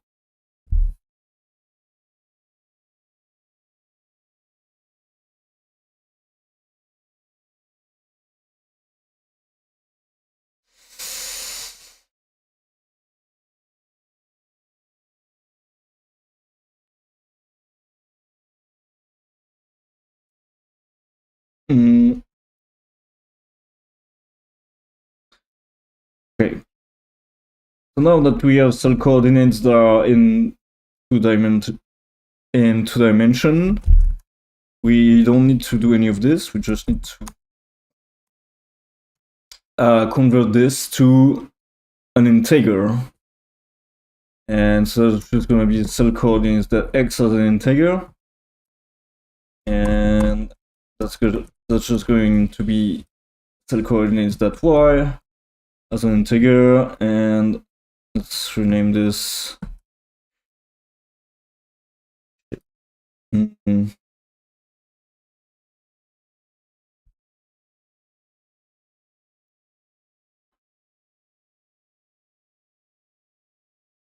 So this is going to be cell x, and this is going to be cell y. And this is going to be a y key. Alright. So now we should be getting the proper integer for h. And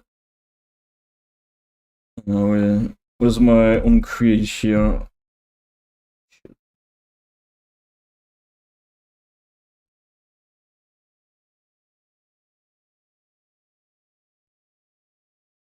Yeah. So anything that's in the range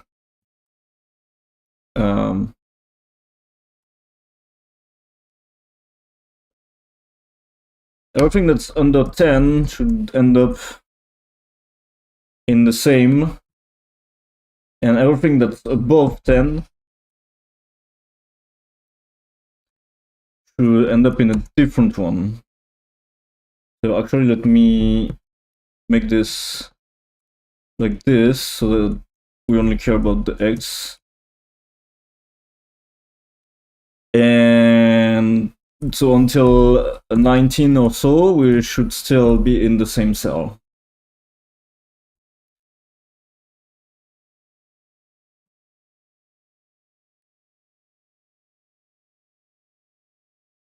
So let's do a for each. Let's do a for each var pose in positions. And we're gonna calculate the E from pose. God damn it. And int of quadrant entity type that pickup. Oh wait. This is how it's supposed to be. And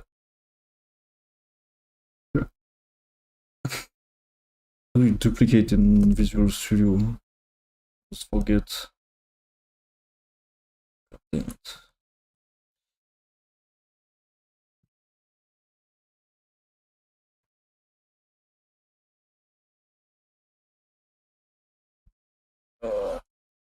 Whatever. Enemy.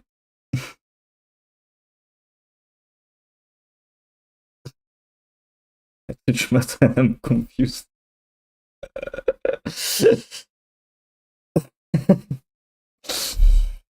Yeah, at least so far I am able to follow my own reasoning, hopefully.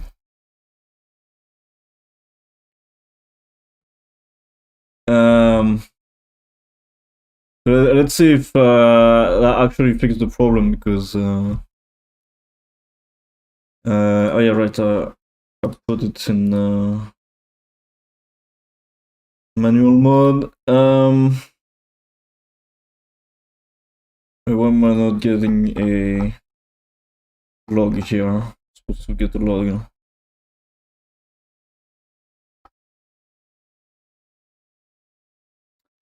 Oh no, I'm not supposed to actually.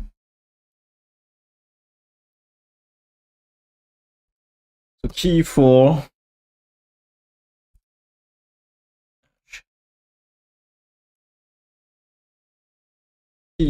position and type.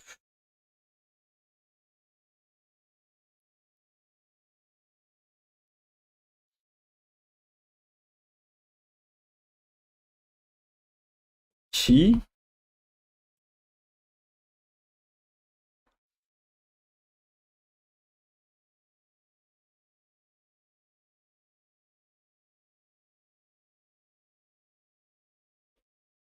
Well, I'm so close if I was right about this just being the wrong, this being the problem.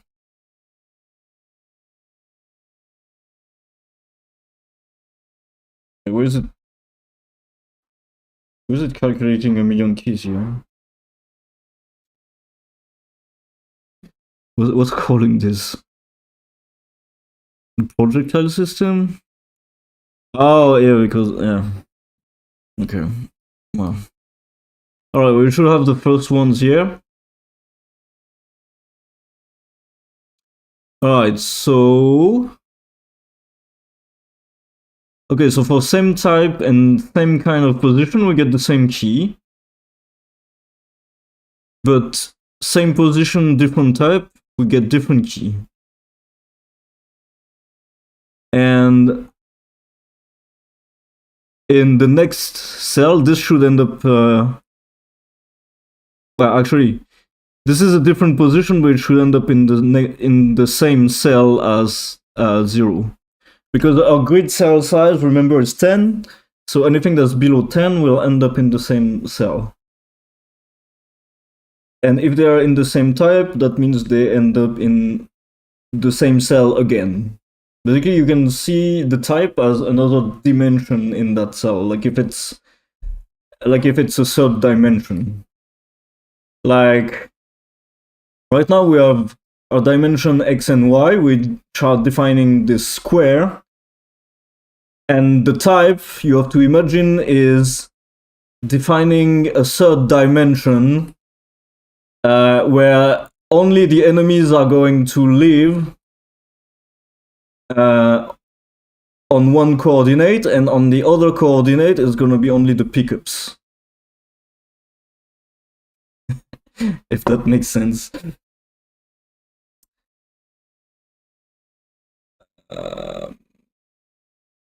Okay, so to me this looks like it's correct.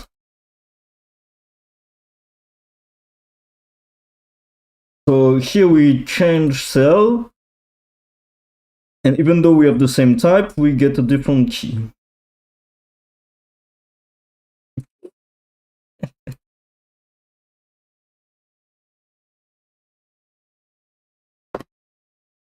Um,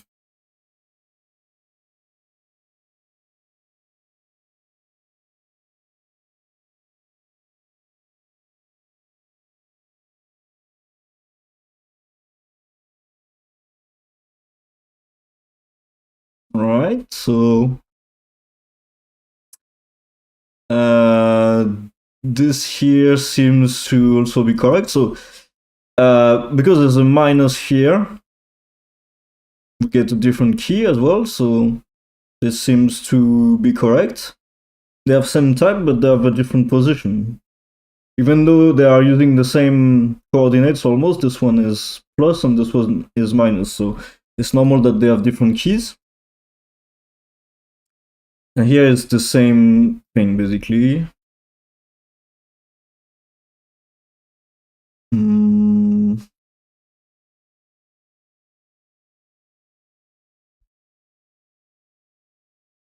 It seems to be correct. So I'm gonna get rid of this log then. We're gonna put the enemies back,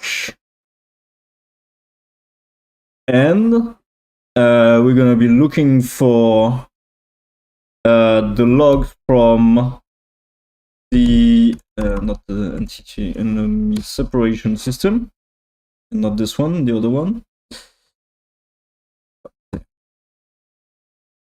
This one. Oh wait, no, to the quadrant actually. Okay. So here, basically what we do here is every time we build a key for an enemy, I put it in a set.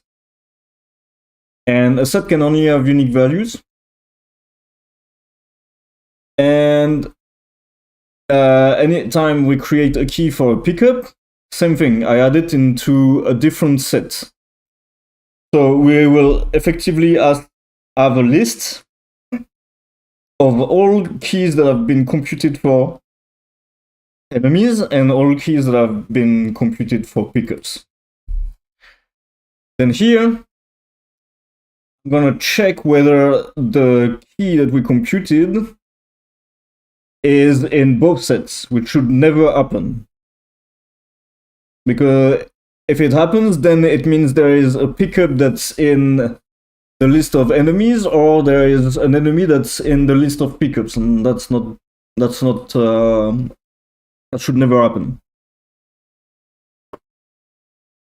Although technically this is not completely guaranteed.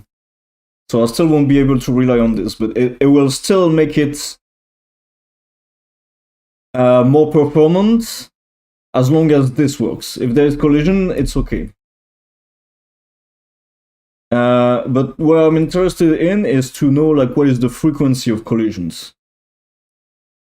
Because if this logs all the time, then that's a problem, because then it's kind of useless.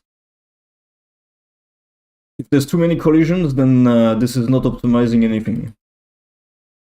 But if there isn't, like if we don't see a log for a longer time, then it should be fine. Okay, so collisions work again, and the missiles are able to find the targets again, I think. They're kind of behaving weird now.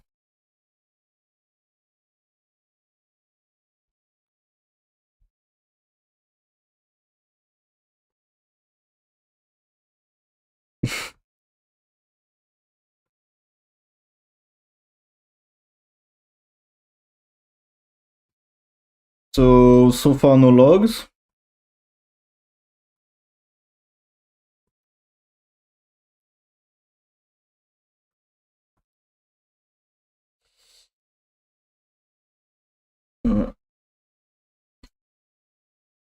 would need to be a bit stronger. That would help. Okay, I can take a module here. Let's take another missile launcher. Definitely gonna help. Alright, so I have to try not to die and watch the logs at the same time.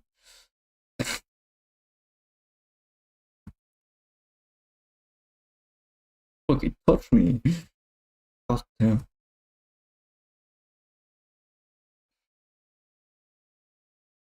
Well, at least we didn't get any logs.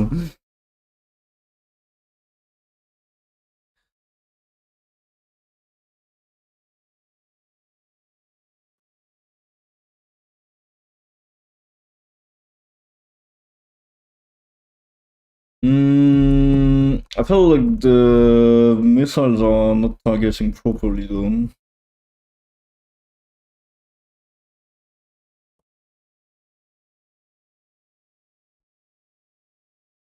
Yeah, they're going away in a straight line instead of chasing the enemies. So I don't think it's working.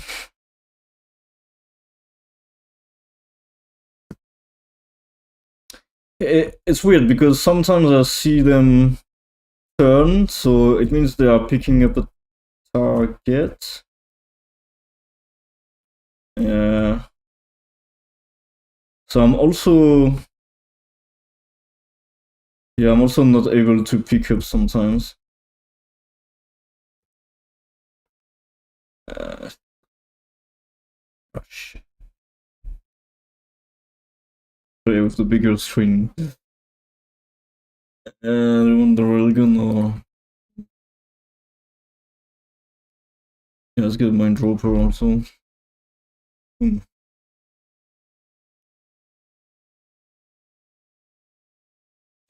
The mine dropper is fucking overpowered.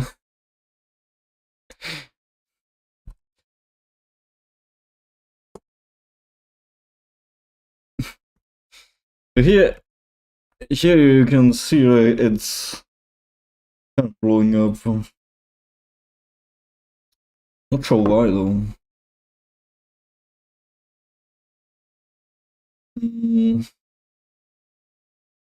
It would seem sometimes some of them don't end in the proper cell.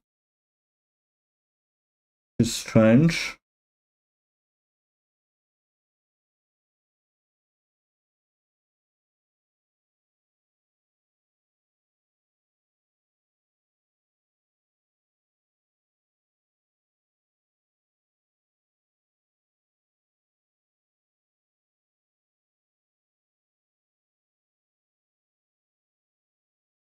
I'm gonna have to re-enable the debug stuff here.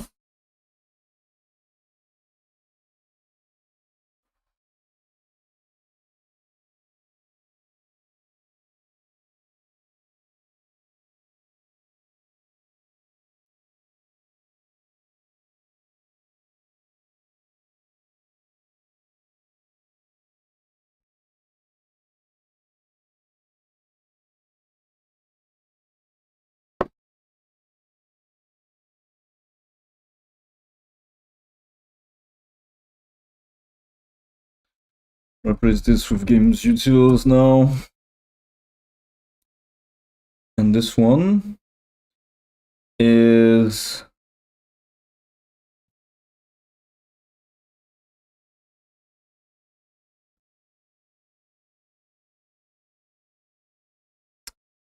where is it now? This one is get keys. I guess it's get matching keys now. And let's see the pickups.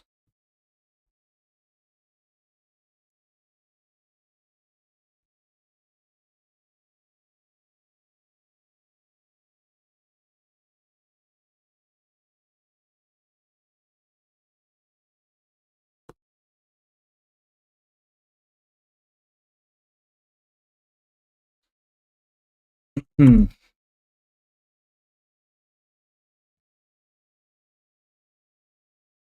Mm, mm, mm, mm, mm.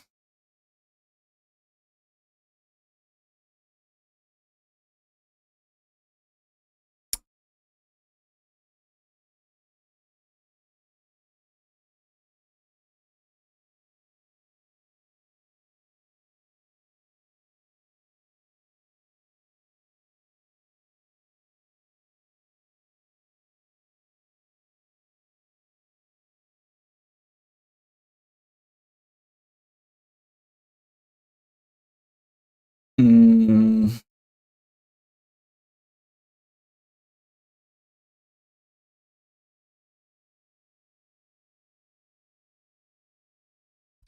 Okay, so let's try this already. I think I'm gonna disable the drawing hitboxes because this is gonna be slow as hell.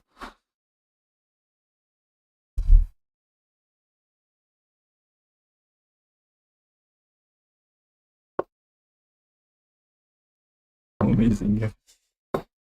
I don't think it's working very well right now. Alright, so here we can visualize the quadrants. And we should be able also. I should make myself invisible because this is going to be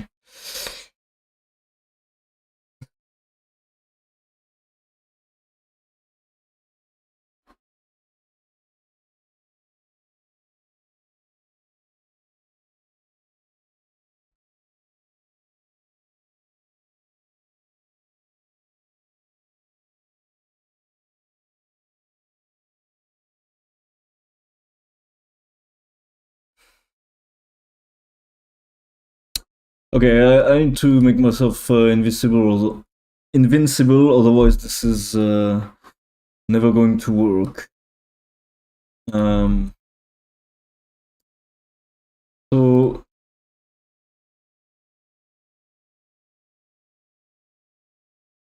I believe it's on here. We have a ship health component, and well, I could just give myself a shit ton of health, but I would like to have a checkbox on here. So what I'm going to do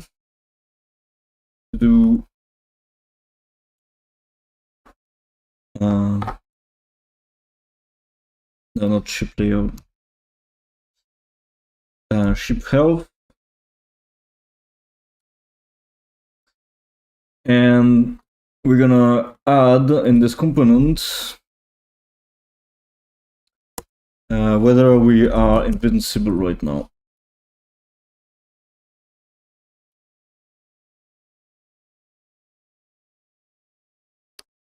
And also in the authoring, we're gonna expose it as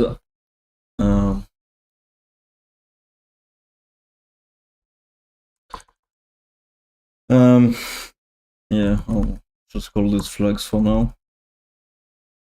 So this is gonna be a public bool. Is invincible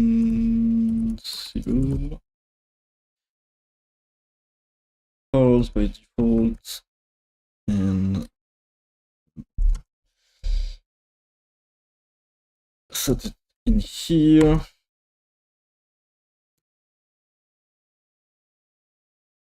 Go, and now the last thing is to make sure the health system actually takes care of this. Well, actually, no, it's not in the health system, it's in the ship health. Because we have this take damage here, and so here we can just check if we are invincible, then we just return false.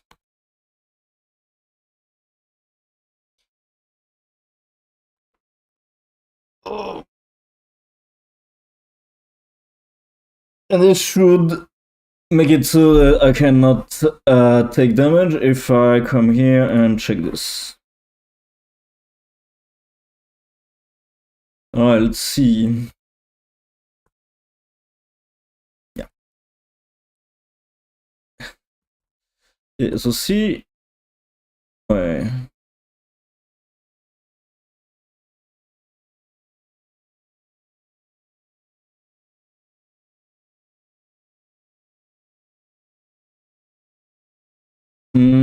Okay, it would be a lot easier to see if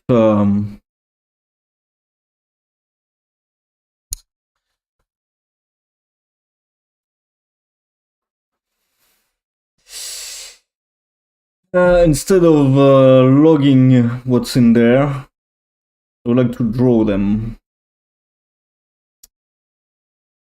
So, wait, no, those are the keys. Yeah, so this I don't care.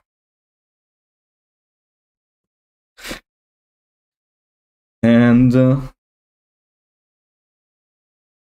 it is in range.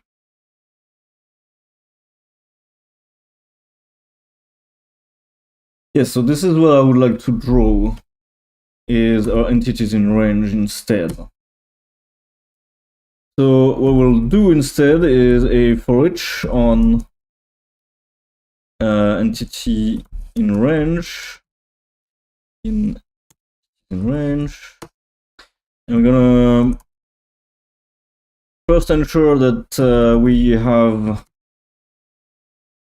a heat sphere. Hmm.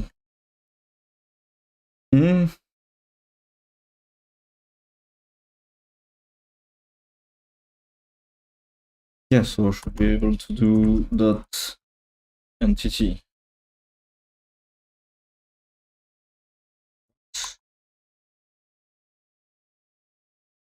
Why can I not do this?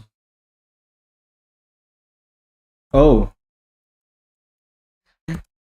TT.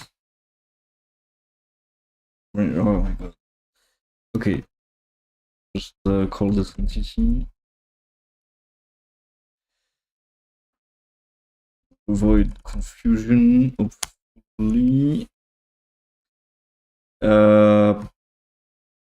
Actually, that's a quadrant entity data, and we want to pass the entity. Okay. So then we're gonna get our sphere, and so system API that get component read only, or just actually I don't care. Just get it.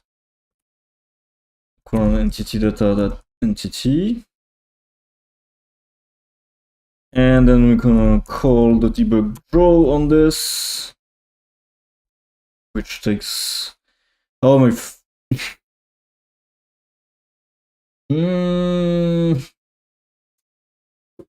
yeah, of course.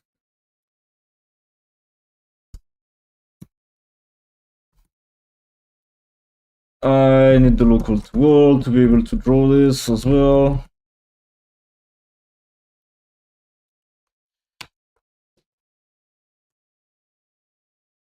Hopefully the AI is smart enough to figure out what I want to write. So that's it? Okay, that's great.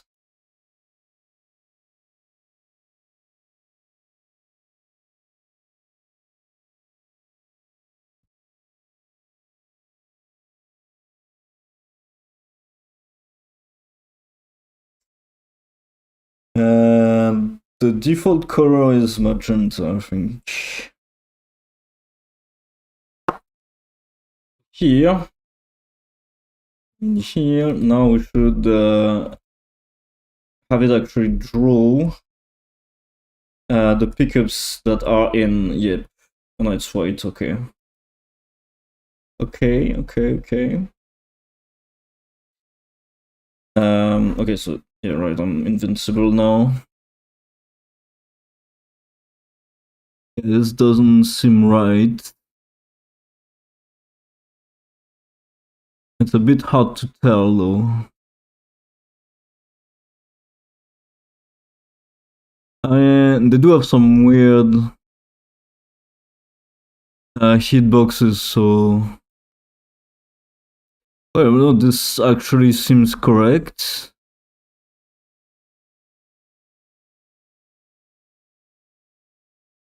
I need to test this with a lot less entities. Alright, so I'm gonna spawn one. Shit. Oh wait, that's not one. I was spawning 10. Yes, should spawn only one.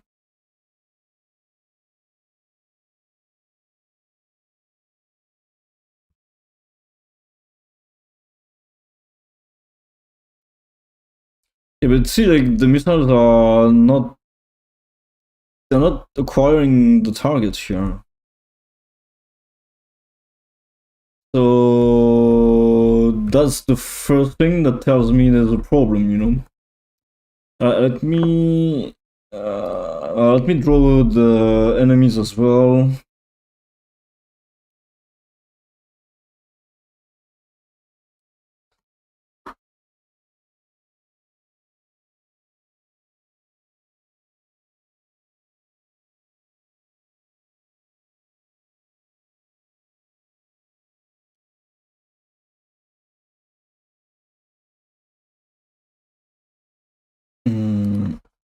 Here.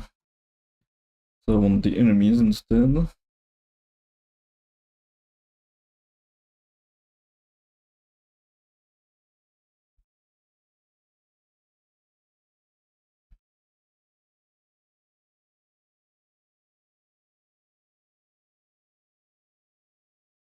Let's change the color. So let's make the pickups blue. And Ocean. So it's gonna be easier to see. And the enemies red.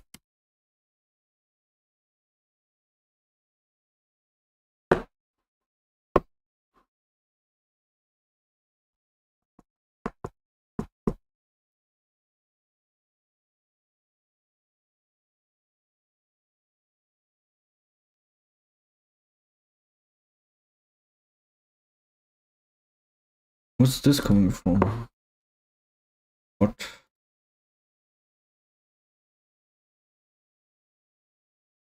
What the fuck? The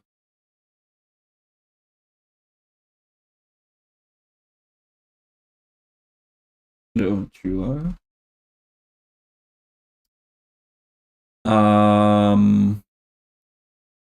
What's this one? Fuck. Because it's not root.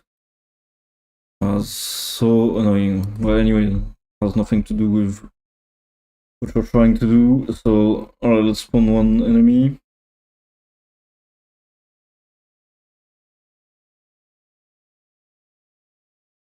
Yeah, so as you can see here, so it's not getting it. But it seems to be working for the pickups though. So why? Is it let me check on the prefab that we have the proper value.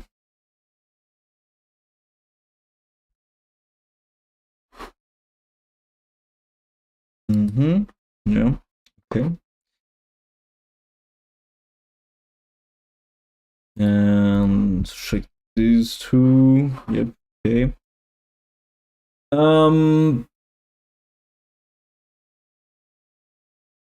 Why would the enemy specifically fail then?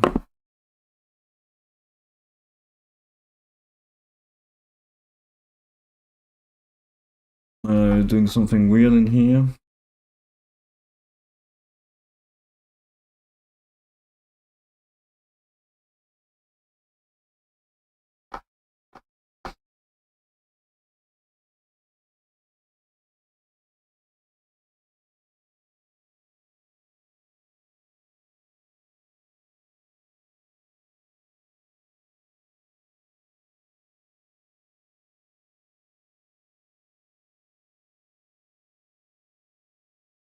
Oh wait. Oh, okay. Replacing the original position. Okay.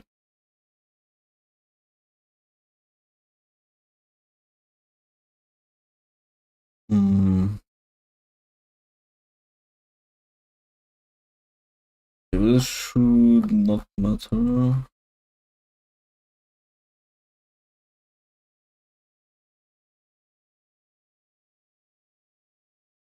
This is what's returning the entities. This is just returning whatever is in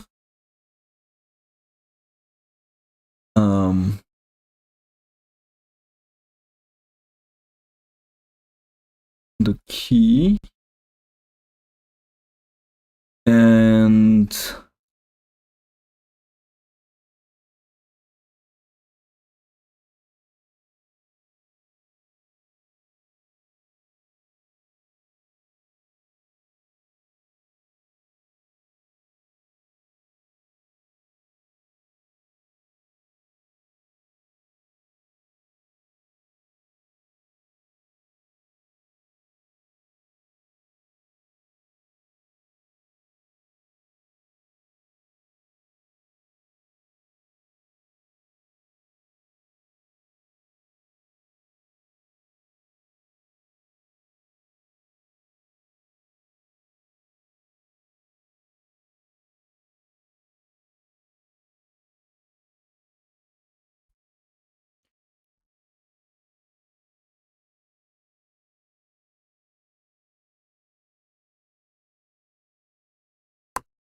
what?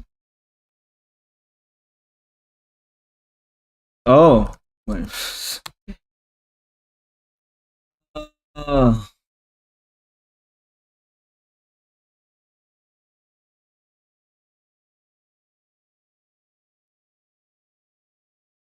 wait. What the fuck am I even doing this for? This was because of this, right? This is not used. Okay, let's just get rid of this then. Okay, so.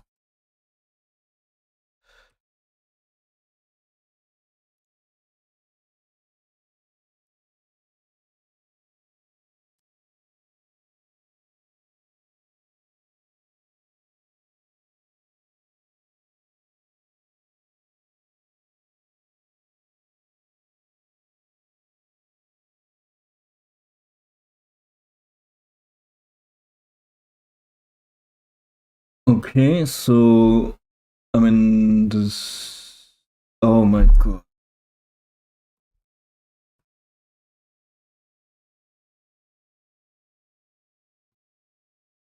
Okay.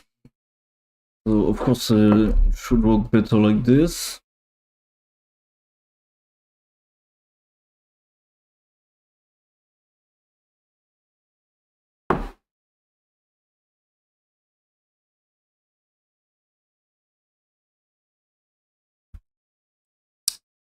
Alright, so let's spawn one enemy.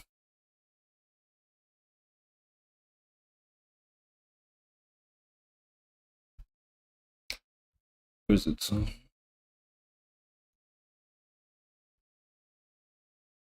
It's not spawn.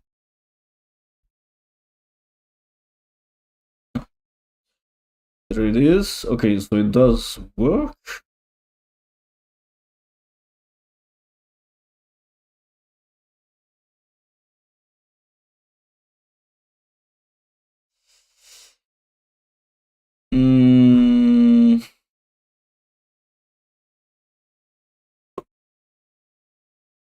Okay, so let's say I take a bit of a larger range. Actually,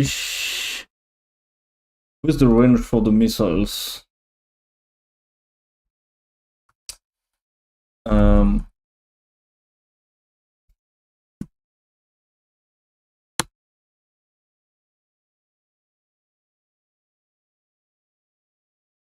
Okay, so they're using 3. So that means 3 rings. Well,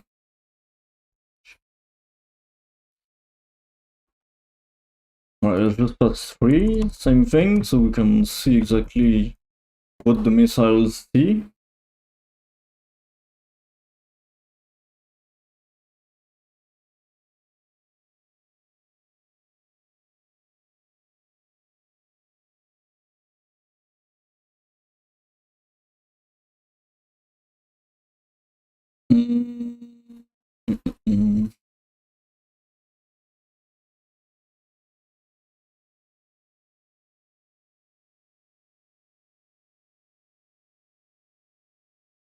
Yeah, so my debug is okay, but it's whatever. It's okay. We won't see like which quadrant exactly they see, but we are going to see the enemies that they see. But how come, like, okay, so what I broke is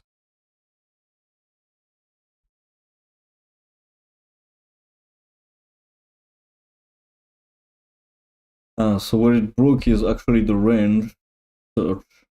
So it still works when it's the proper cell, but if I'm in a close range, if I'm in a nearby cell and I'm asking for more than one cell, then it doesn't find it.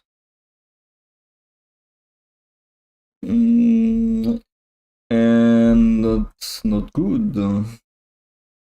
It is not good at all. Okay, so this has to do with how I'm returning. This has to do with how I'm returning the other nearby cells. Alright, but before we look into this, I'm gonna take a break to go pee, and I will be right back. If I could not change my layout every time I stream, it would be a lot easier for me to find things. Right, so let me change this.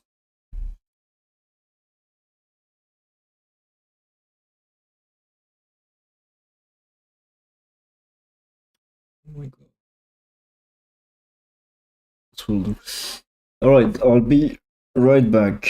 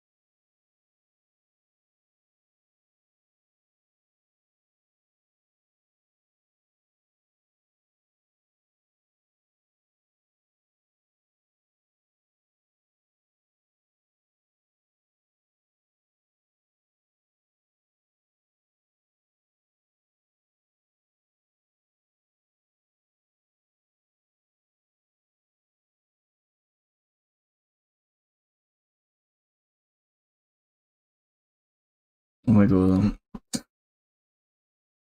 Oh god, there's this at the end of this song.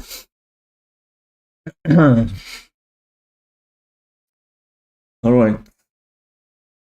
So let's chill a little.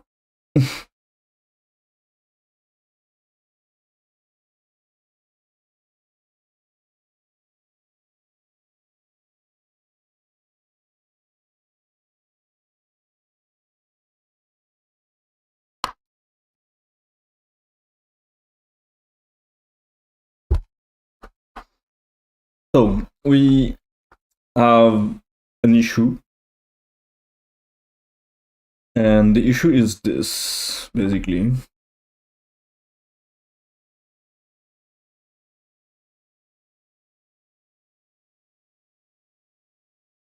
And the issue is that...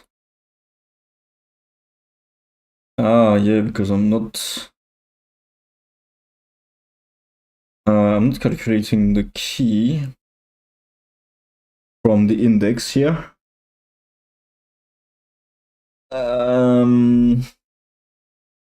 Yeah.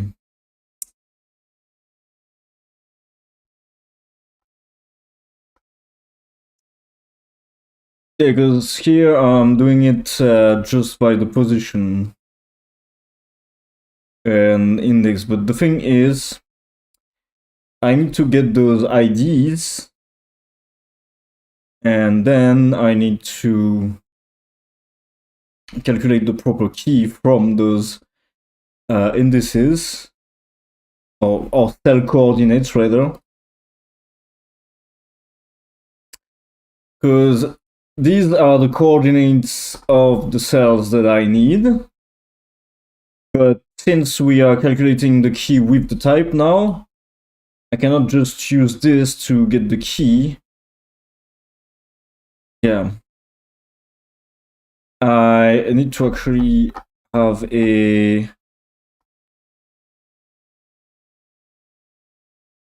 get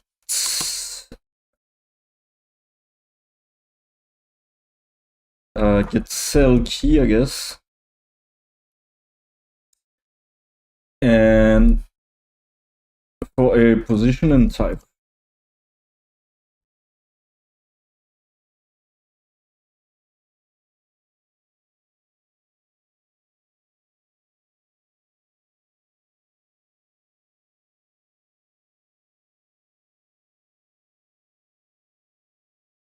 Yeah. So that means here, no, not position actually. Oh. This is gonna be cell coordinates. So this is not a position of like an entity in space. It's actually the identification of a cell, like, for example, this cell is 0 and 0. This cell is 1, 0. Although there's many positions that map to these cells. And the cell key. Yep, and so we want to be able to map that. And so I think I'm gonna take this out.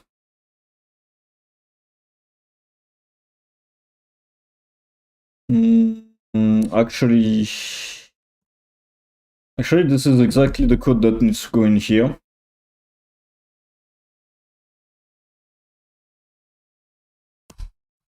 Oh shit. Yeah. Name this quadrant entity type.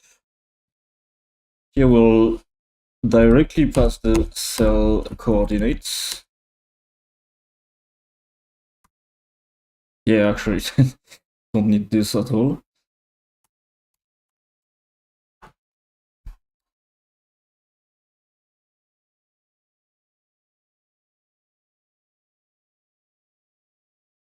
Yeah, I guess we could simplify this.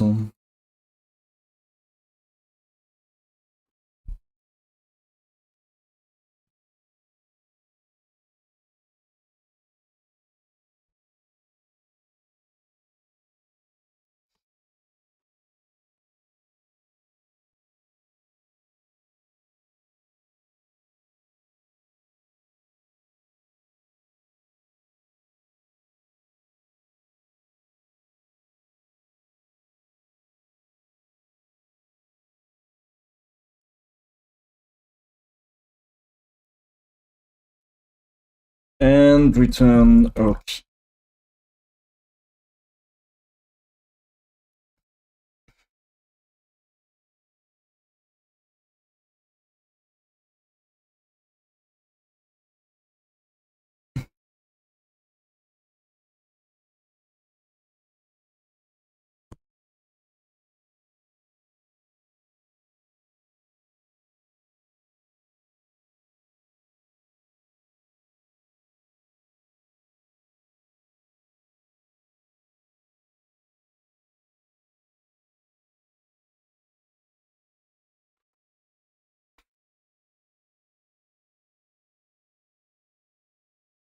I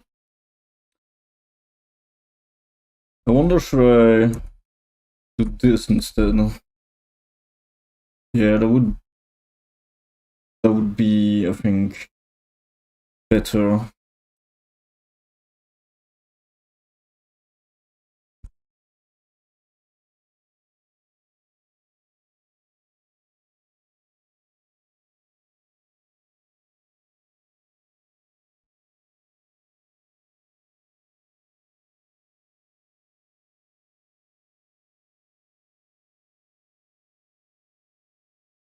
Alright, and so now we change this one to be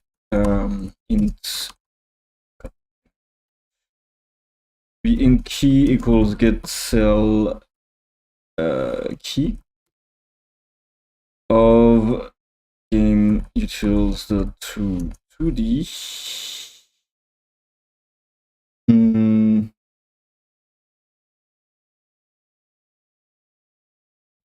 Position and wait, no. I need the coordinates of this.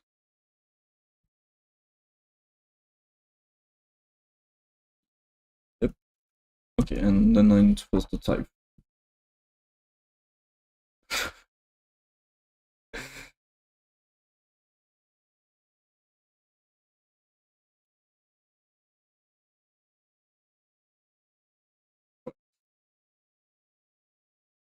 Now that we have a way to get the key from the coordinates, I should be able to just turn these IDs here, cell coordinates, into actual keys. There's not gonna be cell index, it's gonna be get cell key of additional cell. And we need to pass the type.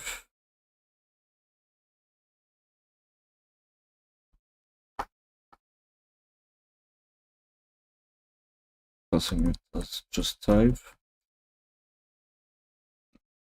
Okay, so hopefully that just works.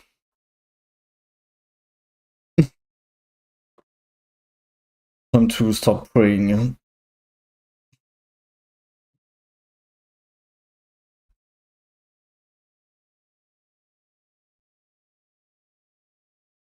I will see it pretty quickly. Yeah. Okay, nice. That seems to be working because now we can see clearly the missiles are picking up on the enemy. Yeah. Okay, so this works. That's fucking amazing, finally. I'm not so happy I waste so much time for this because it's not that necessary, but you know. Okay. Well, the missiles are looking quite far in terms of distance, but it's okay.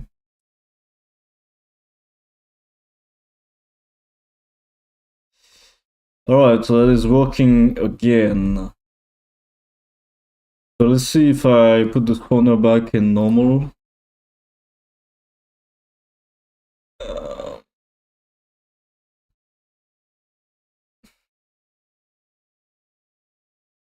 This is drawn in red.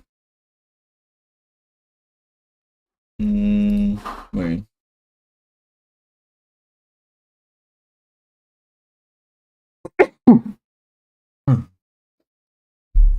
Mm.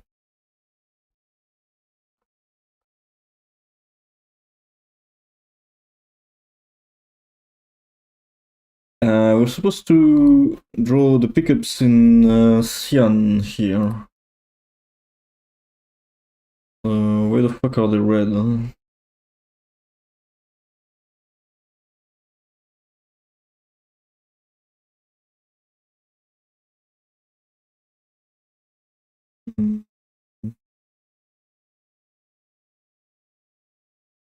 Yeah. This should be local, right? Like, there's no way. There's no way that they are bleeding into each other. Huh? Yeah. Uh, eh.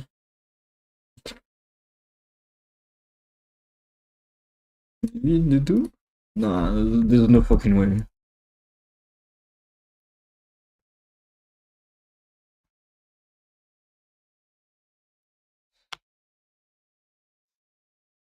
I'll rename them just to make sure that's not the problem, but I think that's it.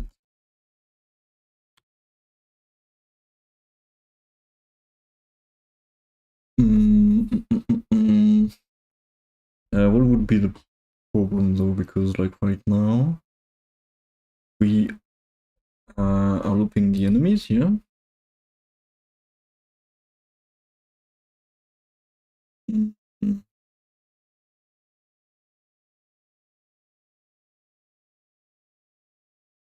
here we are looping the pickups, so.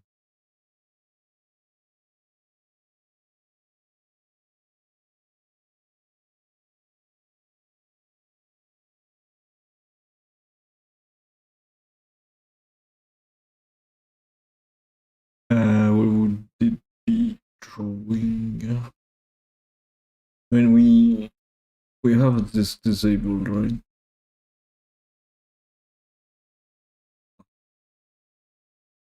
Wait, no, this is disabled. Oh, my brain.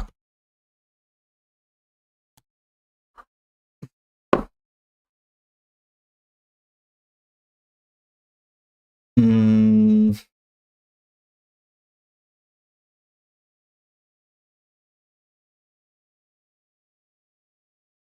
I really don't see why they would draw red here. That doesn't make sense.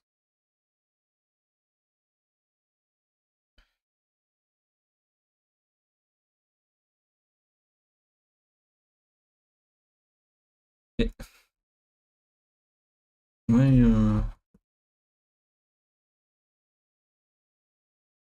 they all draw red.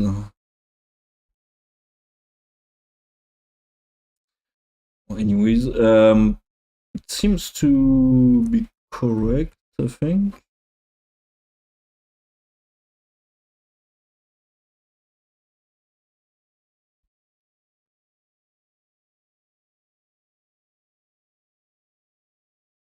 I think we have kind of a larger magnet than this, but it's a bit difficult. Oh wait, we have key collisions here. What the fuck?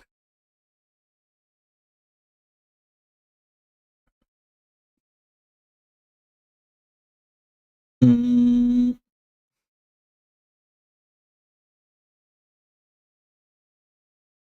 Yeah, so here we get an enemy that's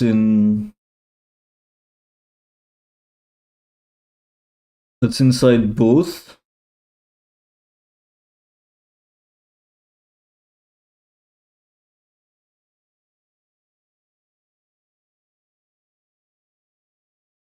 Somehow this mapped to the same key. I mean, let's try to do the calculation for this one. This one's gonna be minus 69.13. The rest doesn't matter because we're gonna divide by 10 anyway, so. So we get minus 6.9, which means this gets down to minus 6.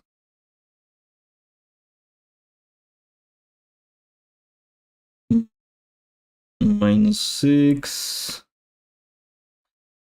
a y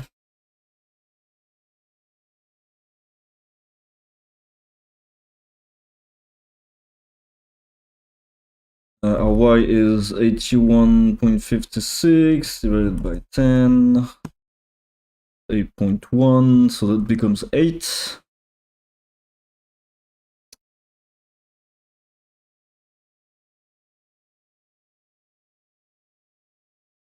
I think I might have an ID.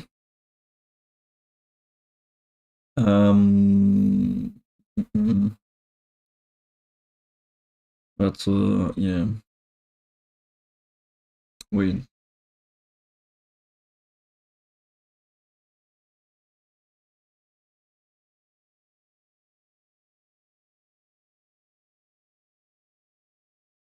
I have something to do with the grid width actually that we are not. We don't have a grid width anymore. But at the same time, do we need it? Because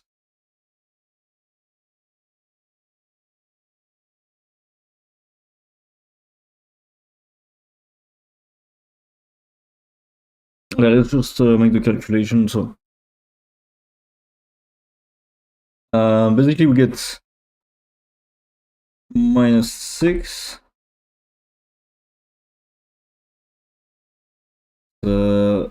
follow this here. We get the cell key. So the cell key, first we get the cell coordinates.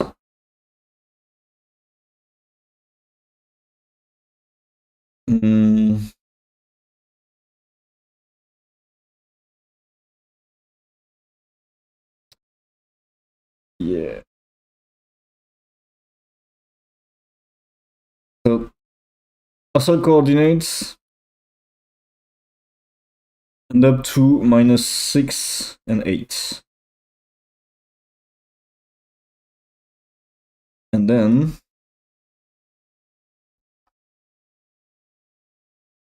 we calculate,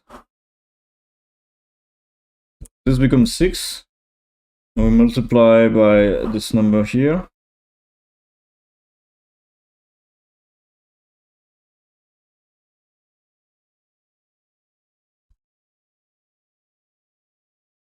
Okay.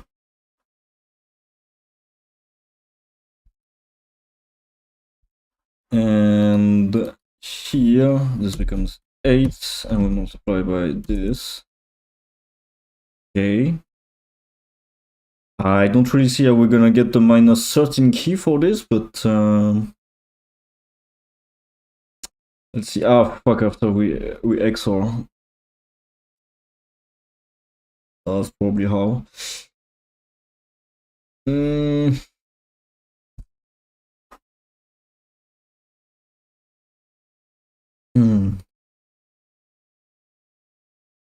And so it's a pickup, so it would be then 1 times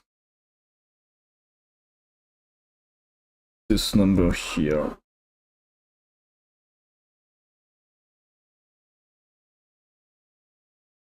I have too many calculators open now.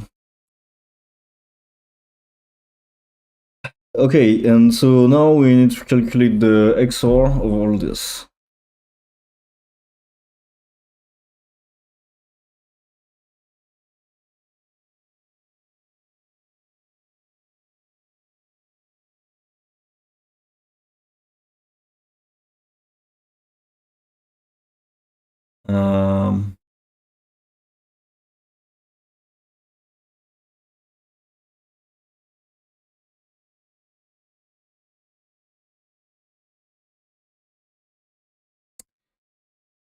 Okay. Okay. So we have this number.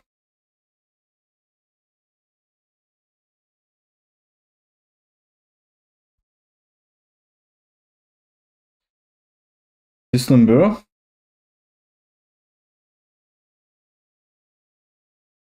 Oh, it's gonna do bullshit. God damn it. Alright. We do XOR. And with this number here,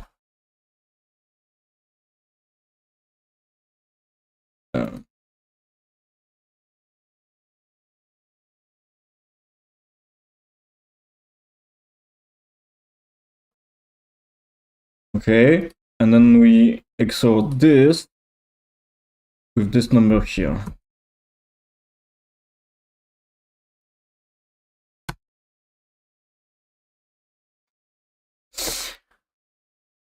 But this is not minus 13, what the fuck?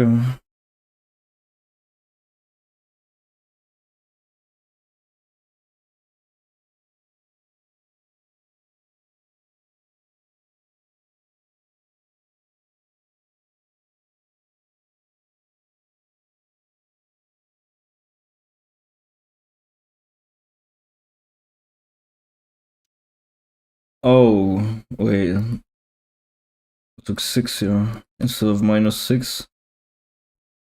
Ah.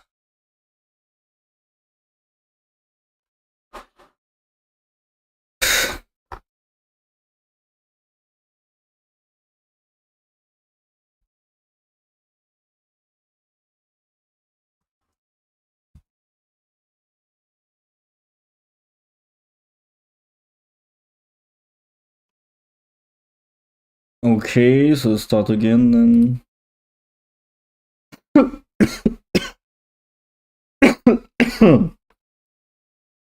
So we do this.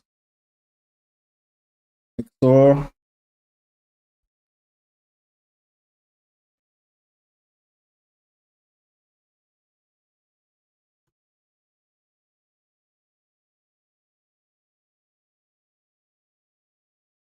And then the other one.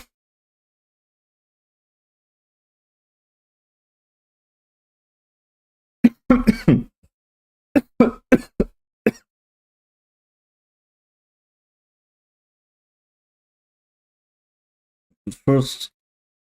Okay. And then XOR with this. And that also has nothing to do with it. How's it possible?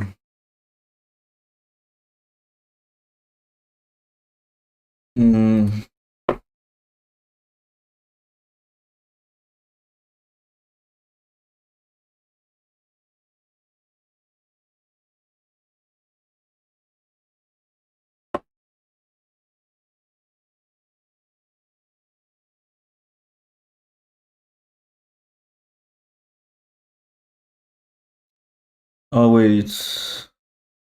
Oh no.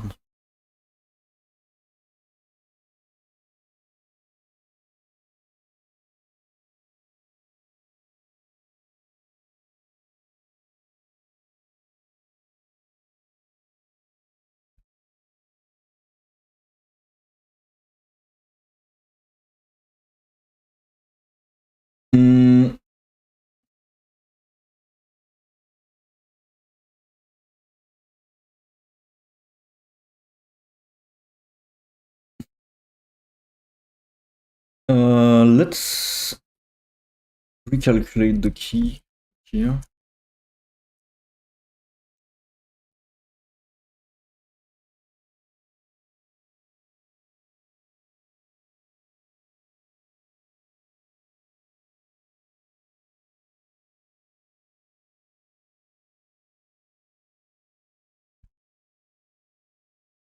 Just get the cell key.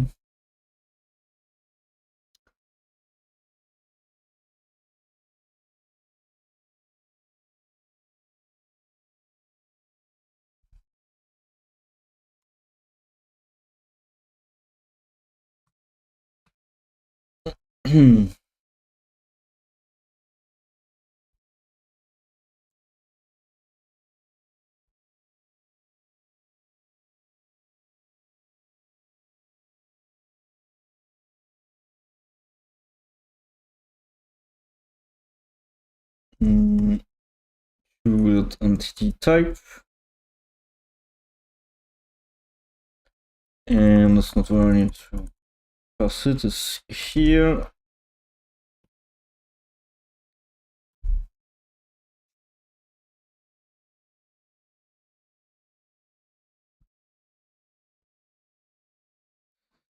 Okay. Well, actually, let's make this a little easier.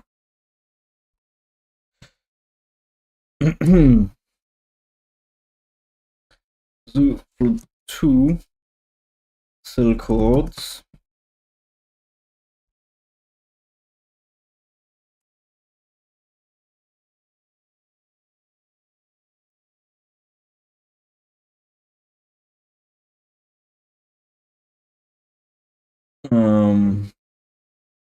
Yeah, actually I don't need to debug it here, I guess. And just do int key.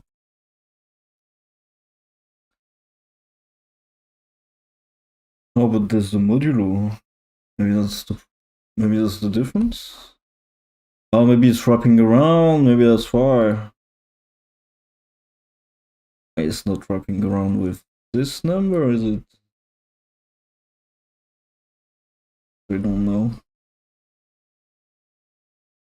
So if I modulo this with 2 power, yeah, I cannot do power here, of course. Oh man, this is stupid.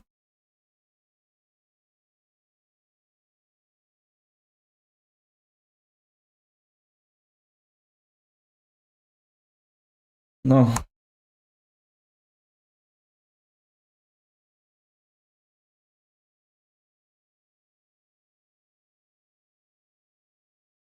And I fucking hate Windows calculator.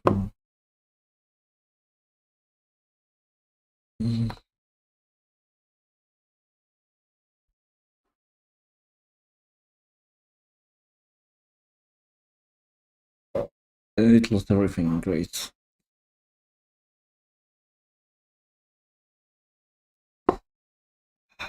I hate it. I fucking hate Windows calculator, it's so shit. Alright, what I'm gonna do, I'm gonna pass a boolean in here.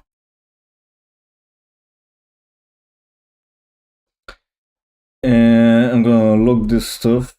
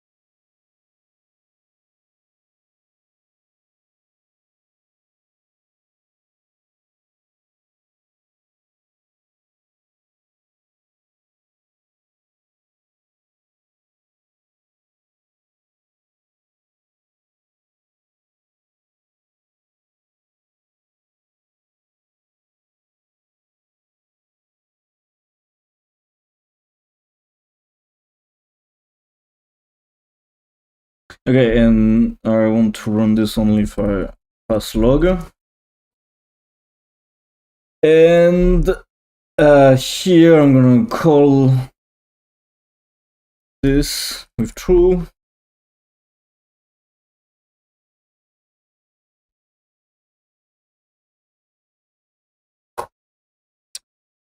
And here I need to do what? Oh.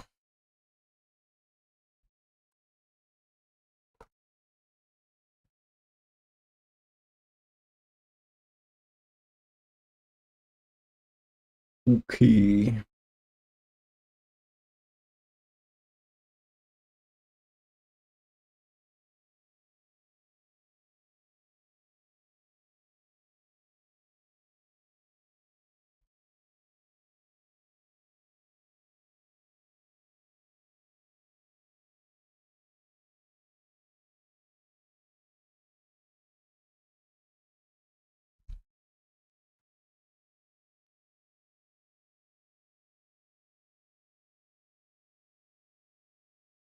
And this is madness. Why am I doing this even?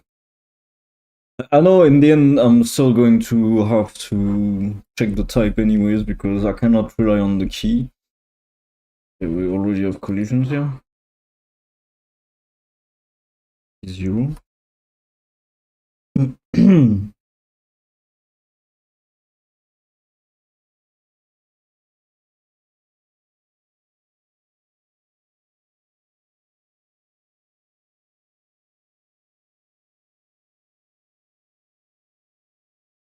Wait, what? I do have so many already. There's nothing happening yet.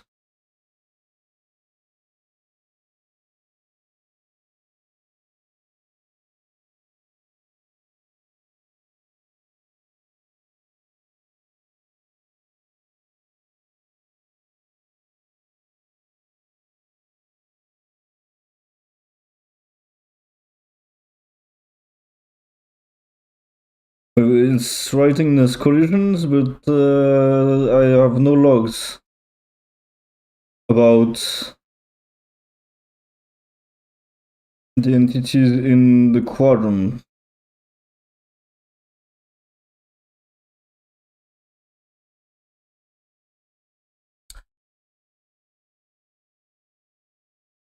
Do this right.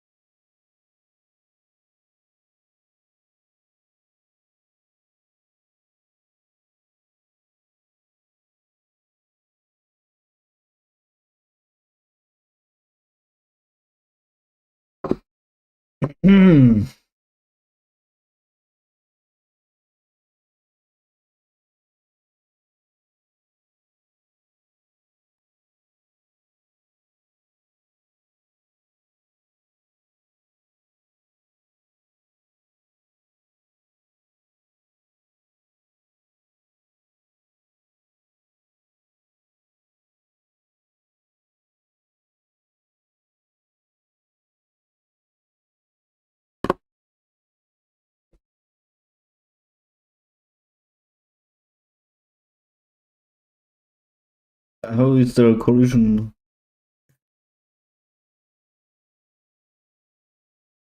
How is there a collision if there's nothing in there?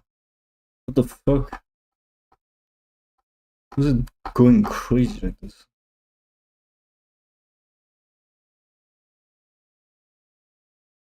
I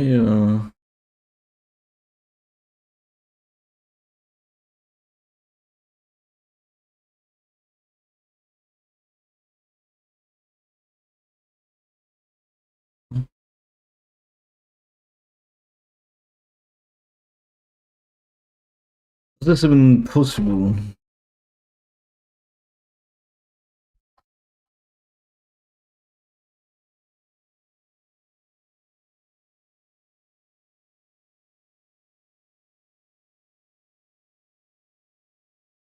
So the first one we did have something else.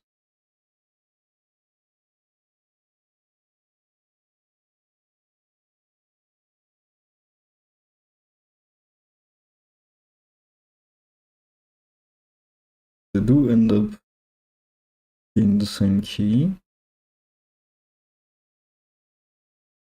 Let me just check if I can properly. Yeah, but yeah, this step completely changes the key. So if I put this in scientific mode, let me just do this. Copy it.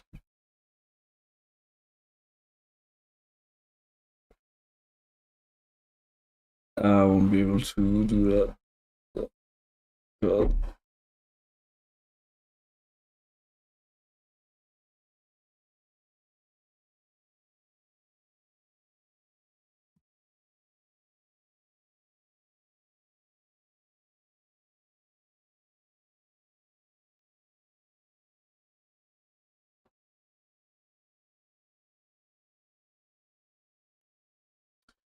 So I want to do a modulo of this number.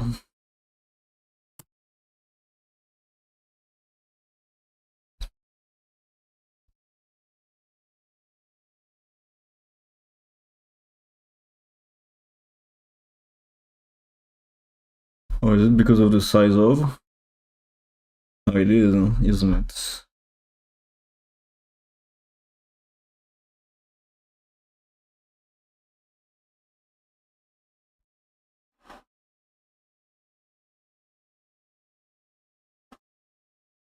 I'll check the documentation for this.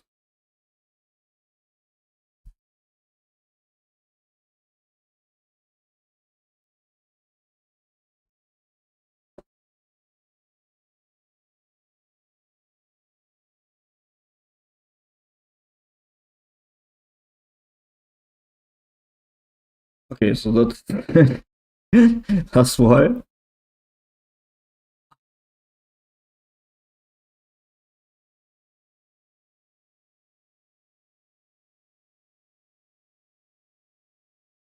Wait, what is it? Int for? Oh, it's for bytes. For bytes. Yes, but okay. So not bad. I need to say size of int times 8 then.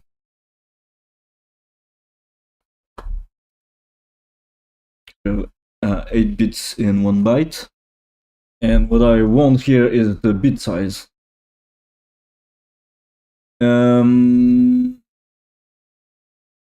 Yeah.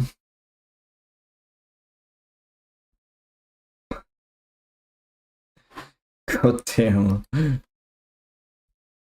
I remember Friday when I said this will be easy and it will go really quickly.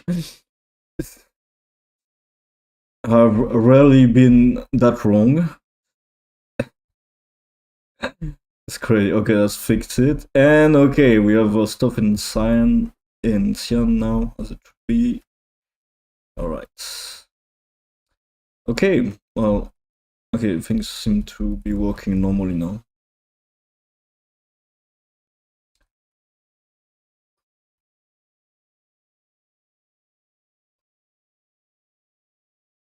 Okay, that's good.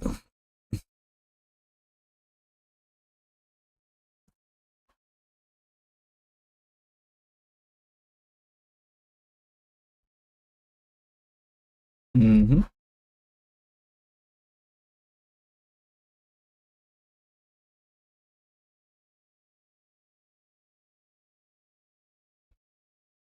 Okay. Okay, that's very good.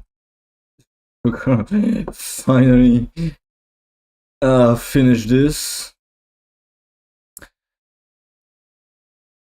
I guess this is the exact meaning of optimization is the root of all evil. that right now I have made this system a lot more complex, even though I may not even need this optimization. And besides, I cannot even rely on it. Because the reason I wanted to do this was so that I can get a single entity type. But because there is still a risk for collision, I actually cannot rely on it.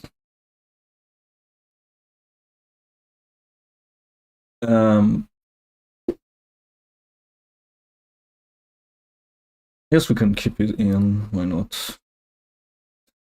I'm sure it's gonna come bite us in the ass later on. So, well, all of this debug code. So, I will keep it around for now because I'm not 100% convinced that I'm not gonna have problems with this again. We shouldn't, though. So, let me now fix all of this also. And get rid of this stuff.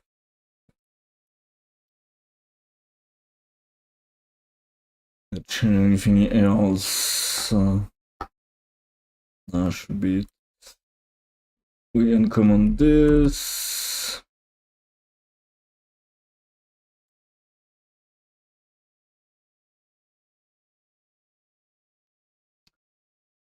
Remove this. Replace with this and this.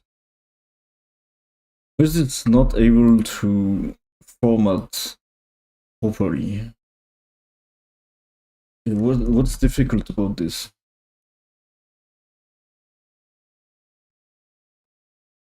Okay, there we go. Huh. Yeah, I guess maybe because like if you purposefully put this here, yeah, I guess. Why not? I really much prefer the behavior of prettier, which will have a much more deterministic outcome. There's really only one way that is going to format your code, and colors much better.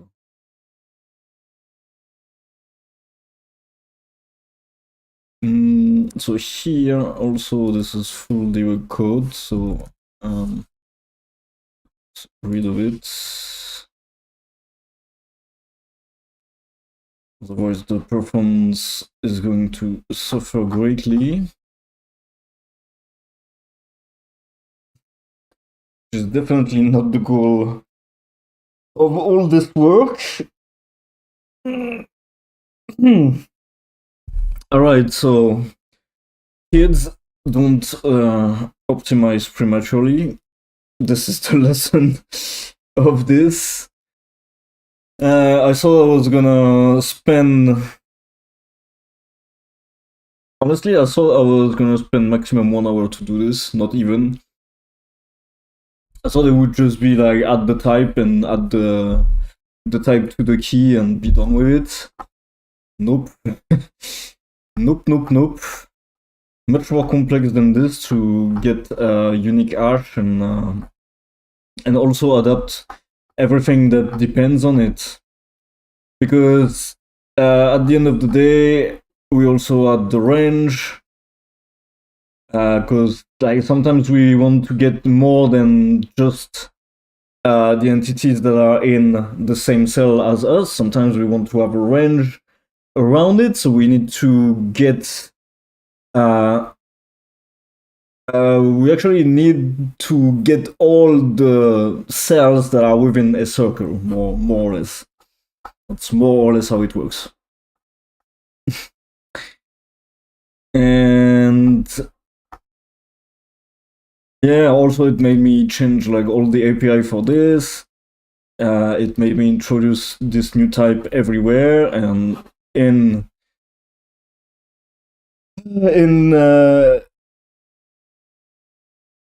this class as well, like all calls now need the type too. So it's definitely not that much. It's not such a light change in the end.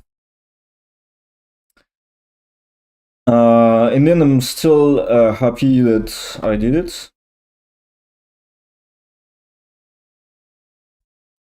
Of this also, this the code.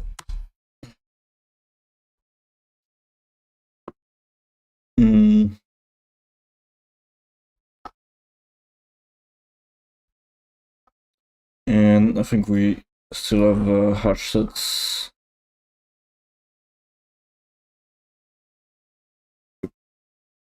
Get rid of this too.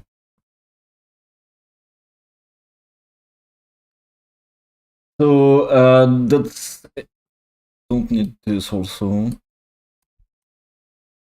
No, shouldn't need. Okay, so pretty big change. If I had foreseen how much side effects this would have produced, I probably would have gone with a much simpler solution, which would have been to just add the type on the component and then just because like, remember the whole point of this was to come here, but it was to ensure that when we do this here, we only get the enemies. And I actually cannot just rely on this. I still have to check that the entity type is indeed not a pickup. Actually, this is wrong because we are interested only in enemies, so I need to check whether this is not an enemy, and if it's not an enemy, we skip it.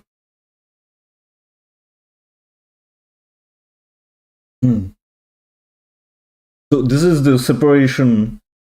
This is the enemy separation system, and what it does is it makes sure enemies don't go on top of each other because there's no physics engine, so there's no there's no real collisions. Well, when I say real collisions, there's no collisions from the physics engine or something like that.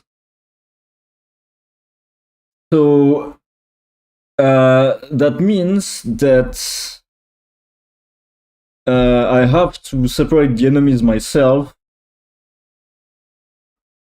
by checking whether they are too close to each other. Basically, that's how it's done, and then there's some math to find the best way to get them away from each other. But the point is, like, when I wrote this code when I didn't have another type of entity. There were only enemies that would end up in the quadrant system. And so when I added the pickups, then, well, now the enemies would also separate from the experience pickups, so it would mean they would get blocked by the experience debris, which is not what I want.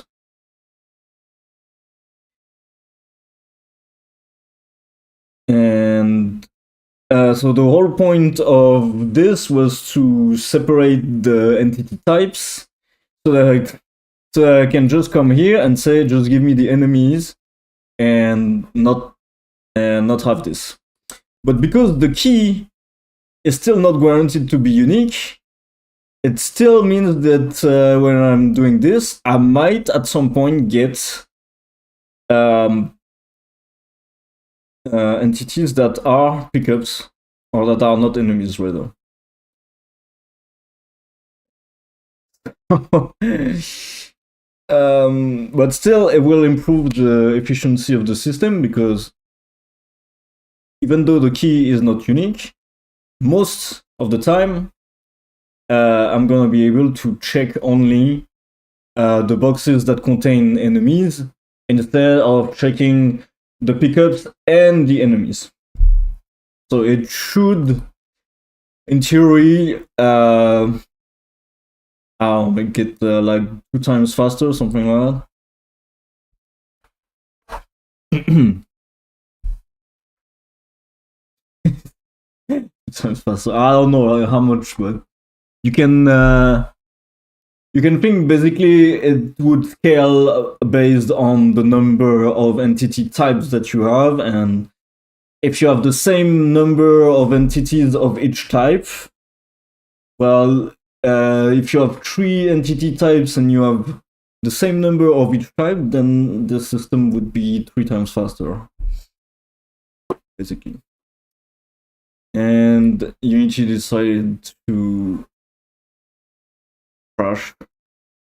Well, it's not really crashing, it's faking doing something. Even though it crashed. Damn it, Unity.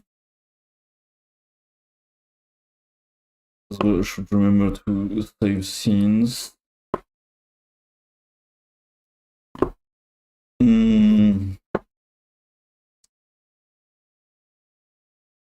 To be fair, Unity crashes less often than Unreal. Well, it still crashes quite often. It's not that rare of an occurrence.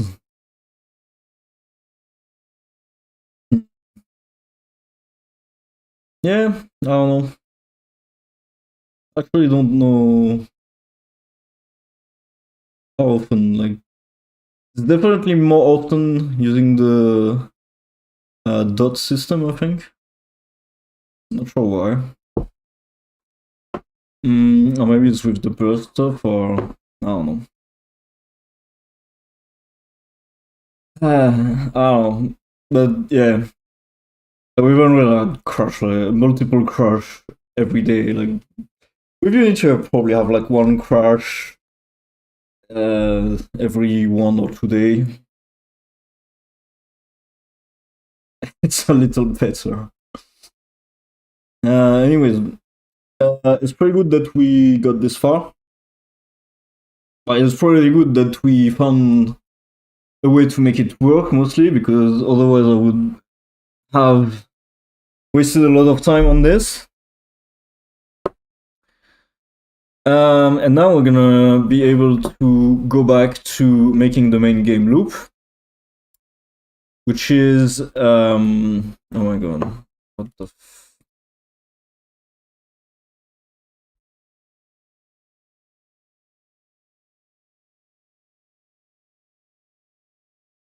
of course it's some obscure error. Next out of range. Unsafe circular buffer.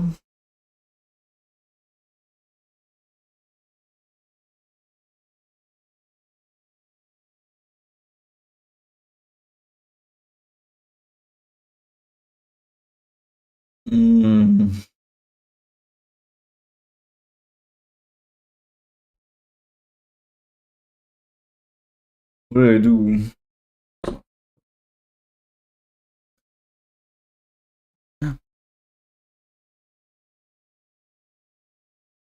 Change. I didn't put that button, but it's something that would be the cause of it.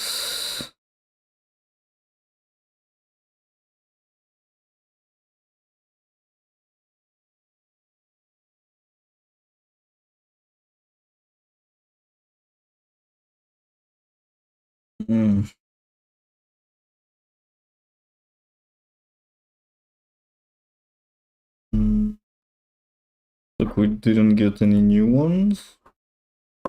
Oh no, it was on play, no? Yeah. Oh my god, and this is the most cryptic error that I've gotten from Unity so far, so that's fucking great. Um, and I'm not sure like what's it saying here. I know there's something here.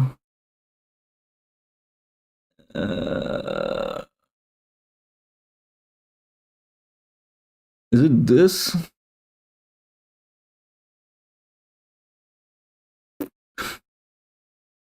Okay, so I'll click this and we'll see what happens.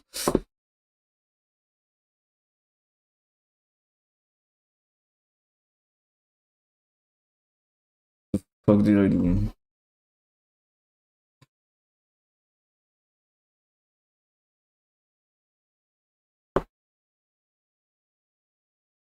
What? Are you fucking kidding me?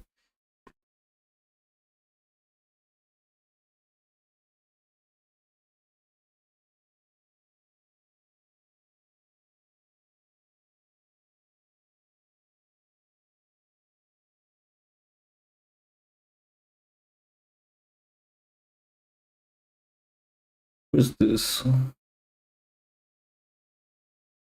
There's so many things I don't know about Burst.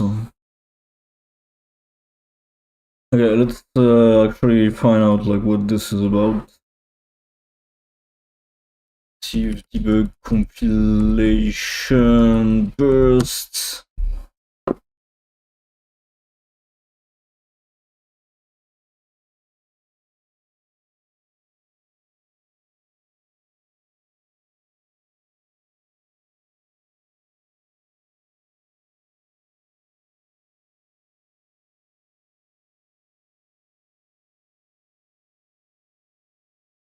Let's look at this actually, because this is that's what they mean. Okay.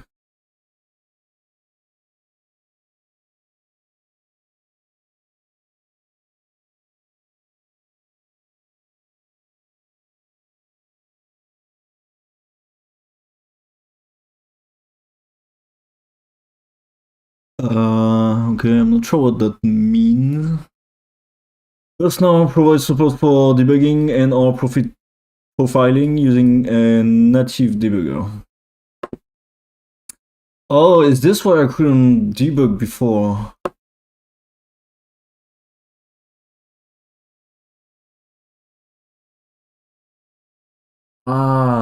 Maybe that's why.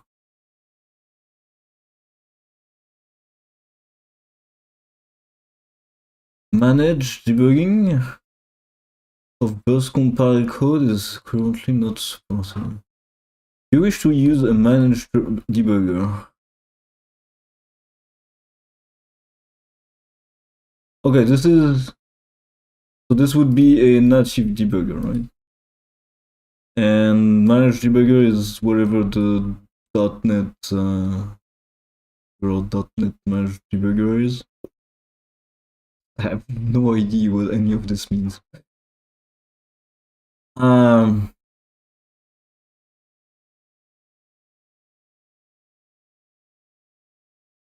First compile code can be debugged using a native debugger by simply attaching a native debugger to the Unity process. However, due to the optimizations employed by Burst, you will generally find it easier to debug by ensuring your code is compiled with native debuggers in mind. You can do this either via the jobs menu, which will compile the code with native debugging enabled globally. This disables optimization, so it will impact the performance of Burst code. Alternatively, you can use the debug true option in the Burst compile attribute for your job. Okay, so I think what I just activated is the equivalent of putting debug true on the Burst compile attribute.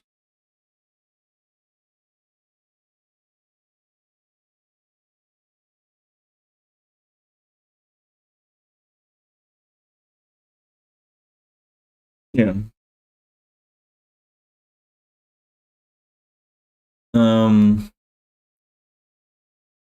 But so it means it's not breaking when the optimizations are disabled?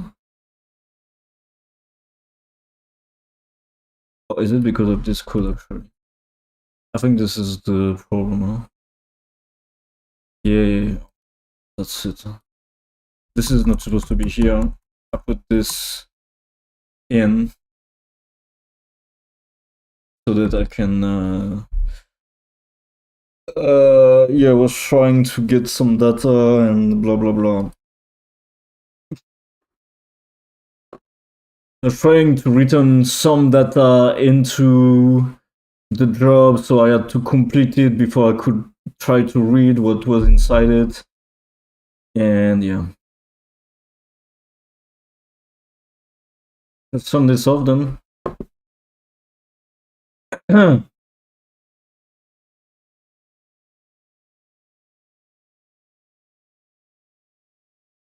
Yeah, let's see if we still have the problem. I don't think we will.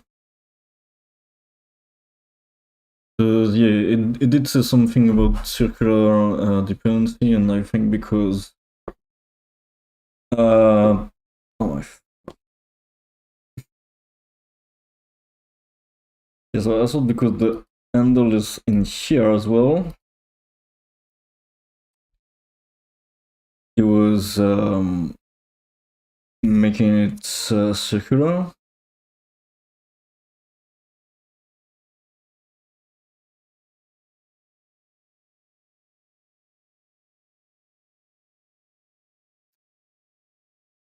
Before I didn't have a separate job.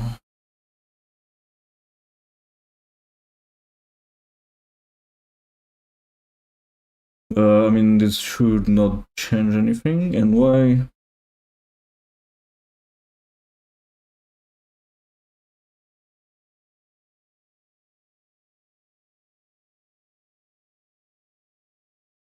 Oh wait. I didn't have.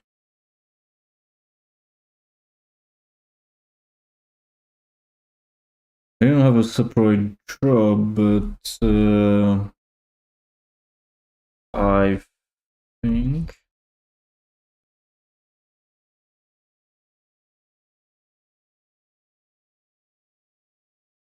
Was I not doing this before?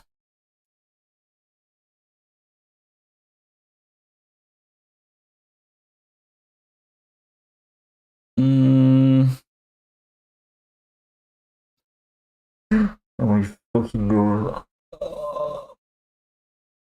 Wait, so how this works?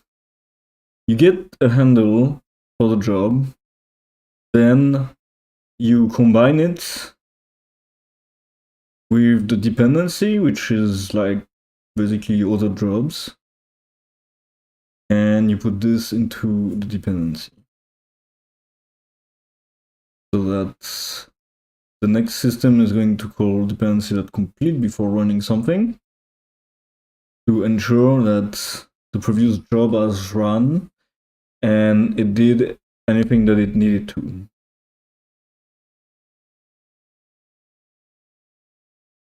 But at the same time,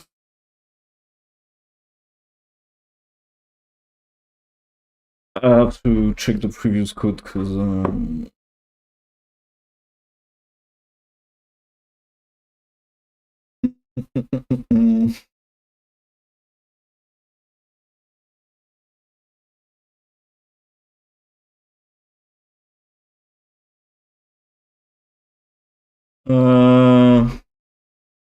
no, it's not what I want to do. Alright, let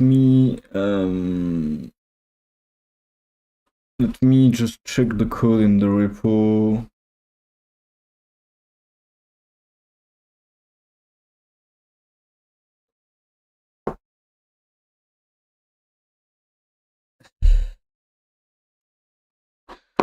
Just gonna check what the code was and revert it.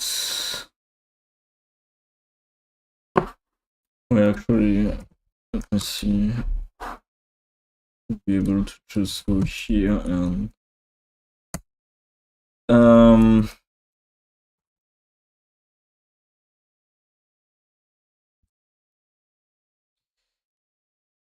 C projects ECS and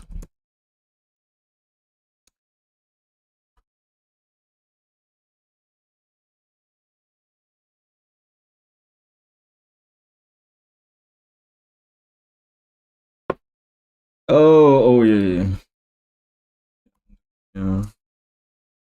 Crazy stuff here. Doing crazy stuff because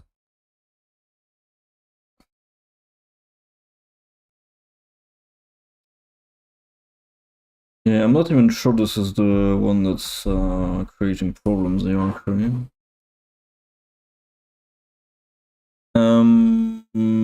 But let's see. So this is in set scripts,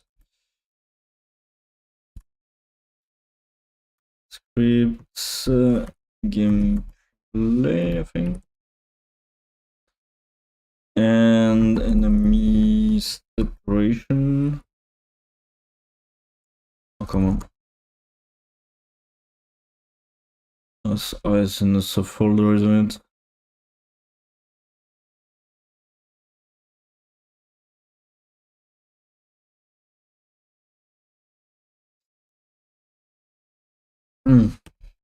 The enemy separation system.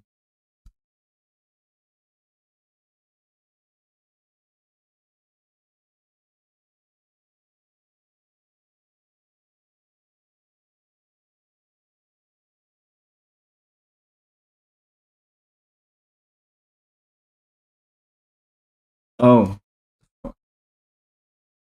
right. Mm.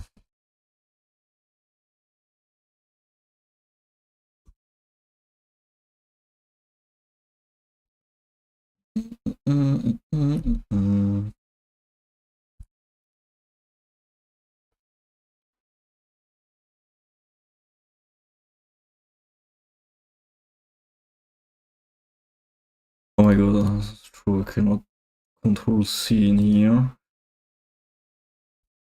Hate this. Alright, so deep. And I cannot control V either. What? Oh my god. Okay, let me just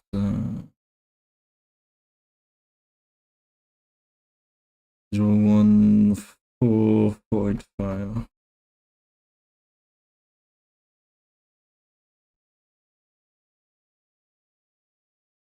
That's enough. It's not 14485 3DE.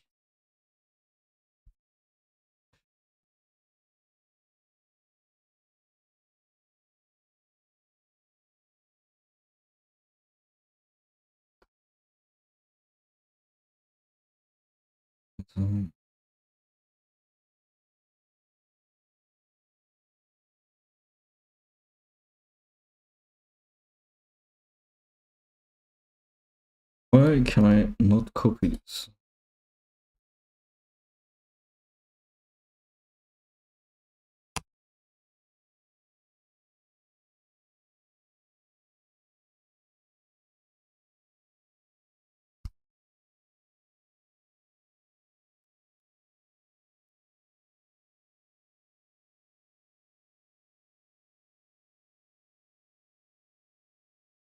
I'm gonna lose my mind.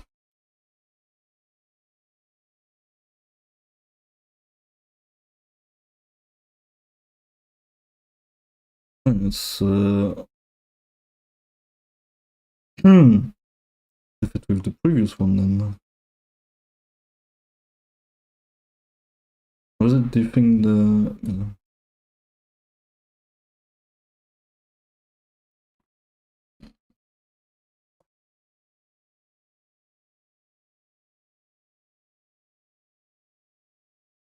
oh god damn it.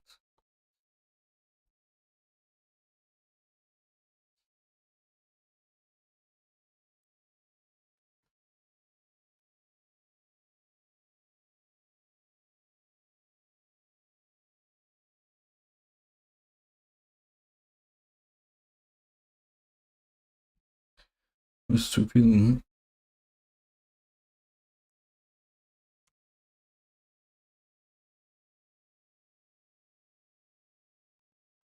Ah.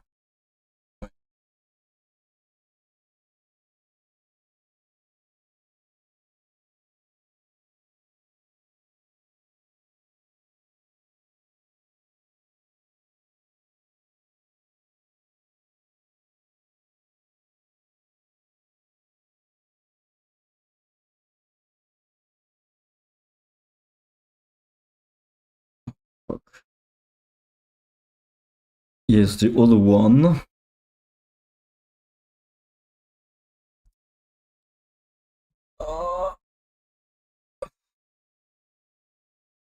Why is this not working? Control backspace in here.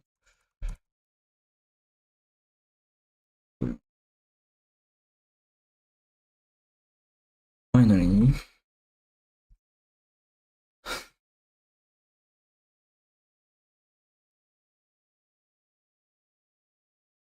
Yeah. Okay, and so before we were just putting it in handle. So not much changed actually.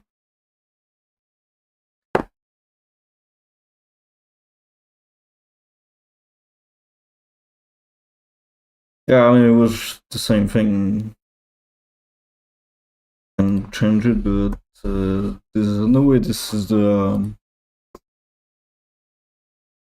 There's no way this is the one.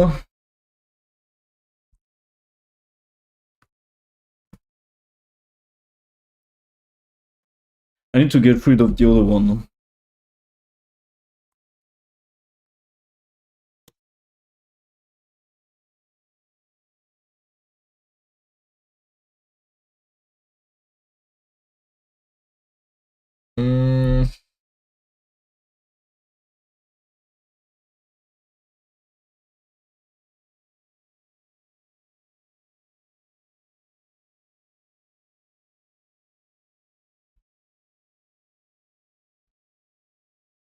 Yeah, I mean, all this should not be a problem. I'm more interested about the job code.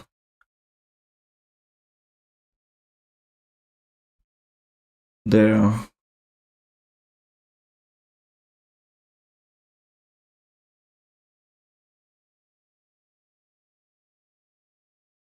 There's no change.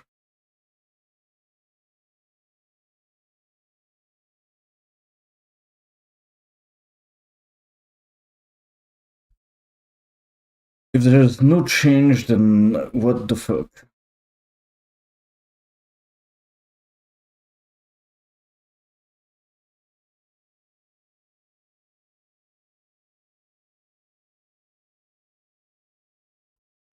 Okay, I guess I will try to move this back to what it was. I really don't think this will change anything. Like, it's literally the same code.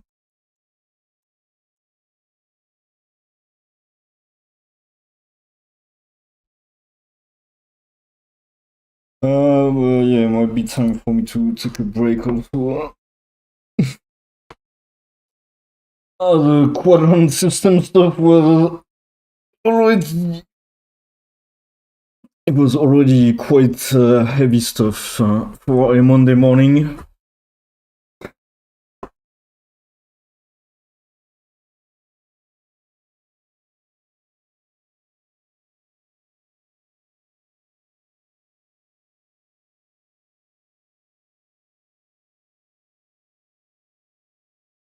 It's weird if I put the debug, then it works. Well, I'm not getting the.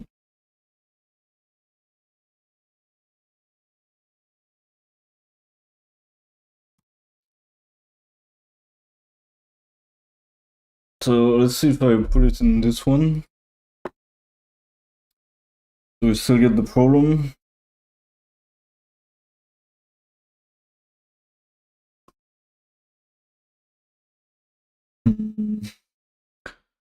Maybe we can try to search for this.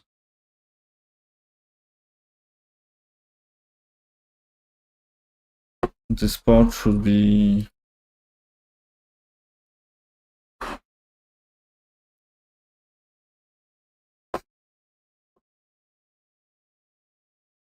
mm.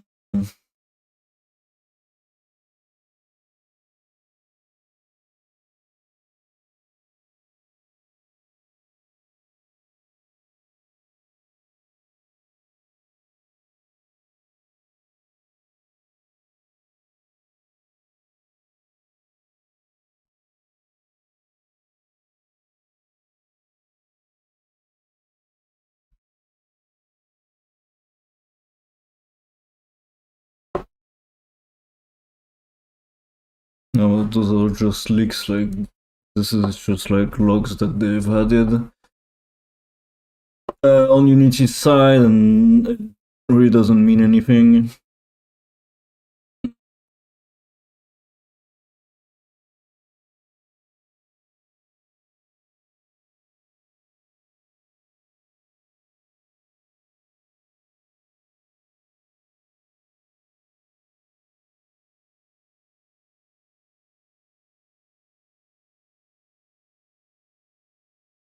Mm-mm-mm.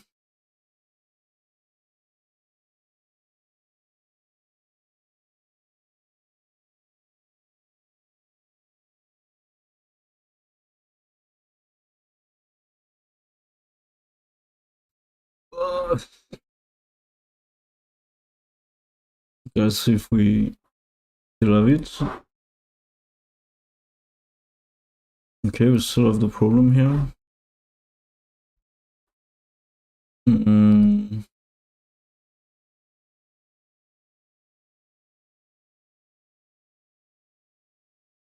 Could it be that I need it here as well? I kind of wanna get rid of this one.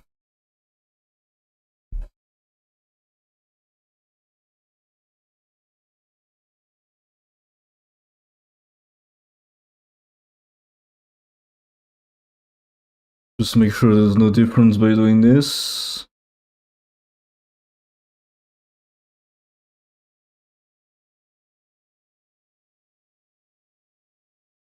Okay. Um,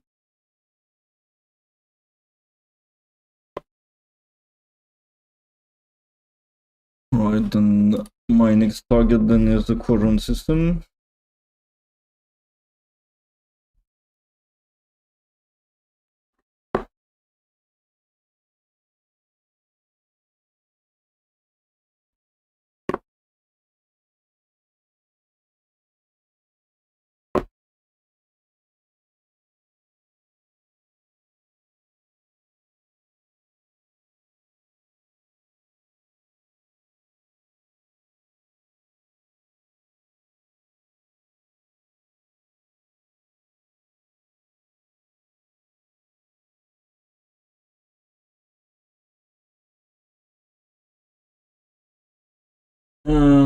So what if I add it here?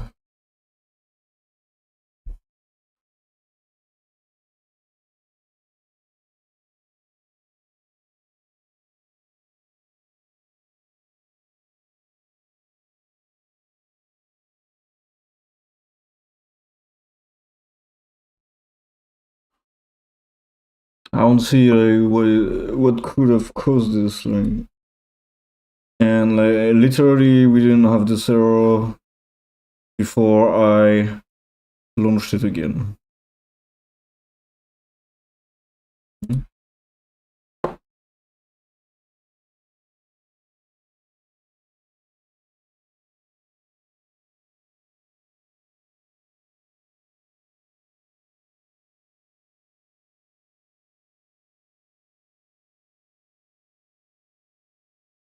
Okay.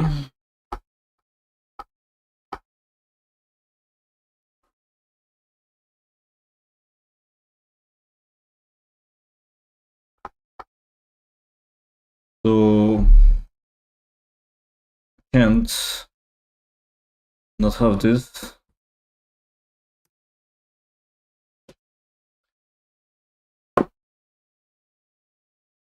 I'm gonna remove it on the Quadrant System then.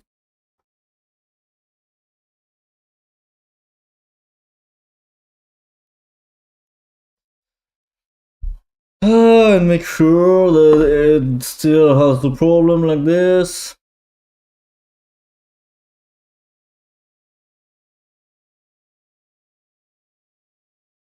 Fucking hell.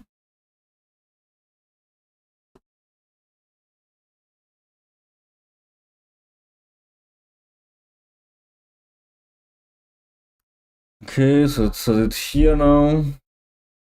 I'll add it in both places, I guess.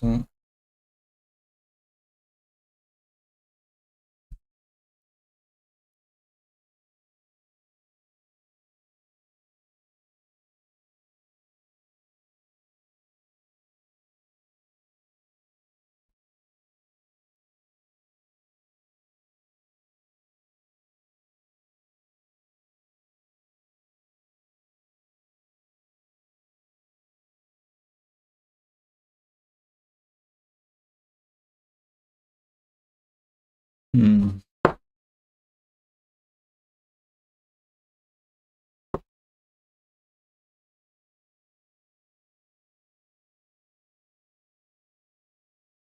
Cool, but can you not at least say which fucking job?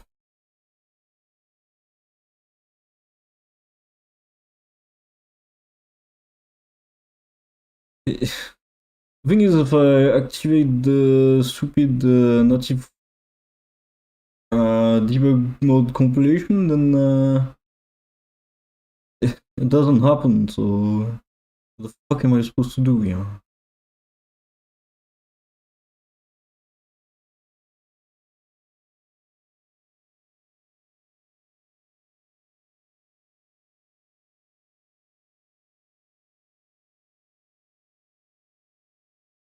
I'm gonna restart Unity because I think it's trolling.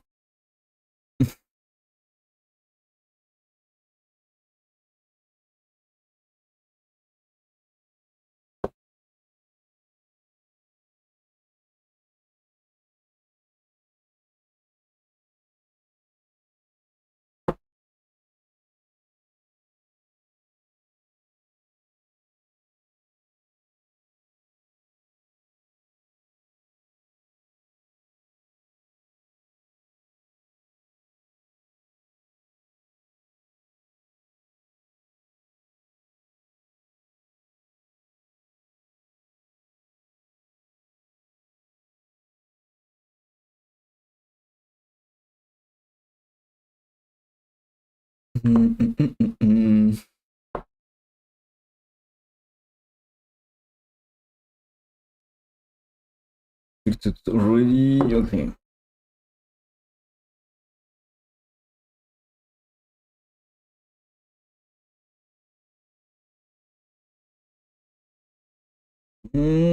Why? Why does it happen now? Fucking damn it.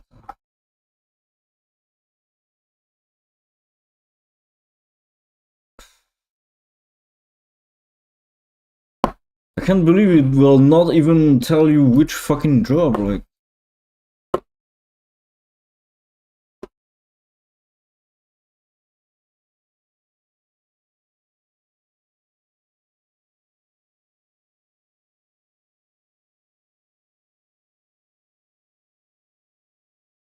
What else did we touch in this session?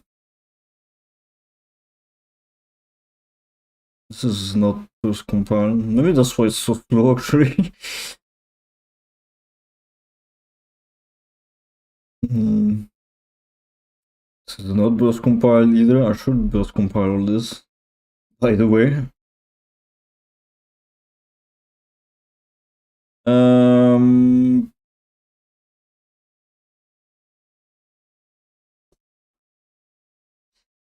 I... No, no, that's not what I want. Let's see. What is it?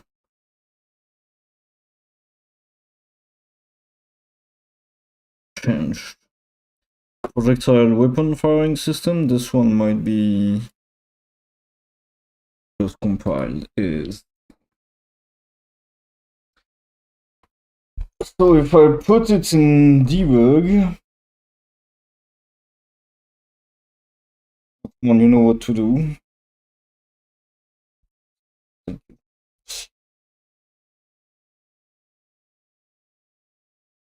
I'm seeing like we're missing a bus compile over here.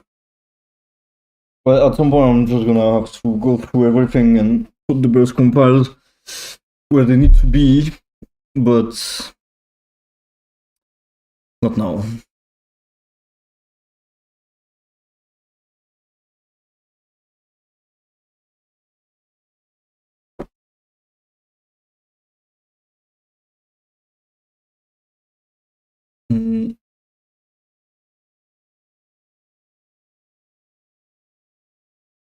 Well, I need to pee again.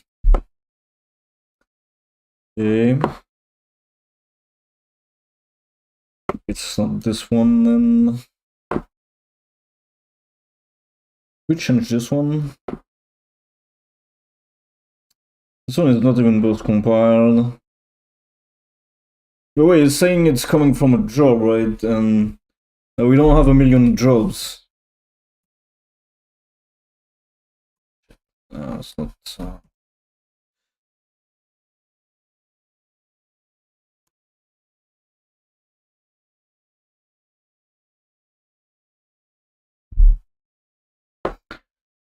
We have this one. We have the Quadrant System, and then we have this one.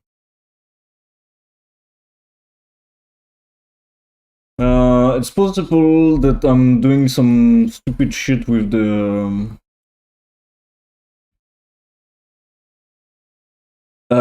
way that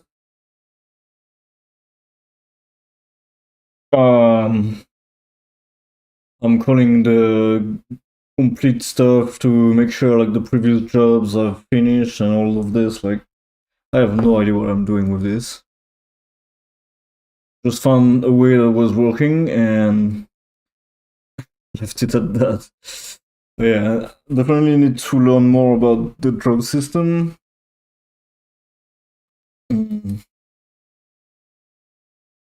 But I put the debug through on everywhere. Like, how is this still happening and how is it still fucking telling me I need to put the debug through?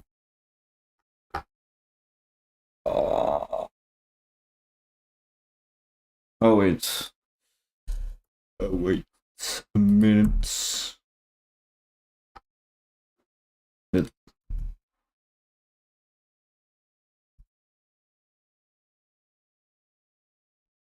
Actually, put it everywhere here.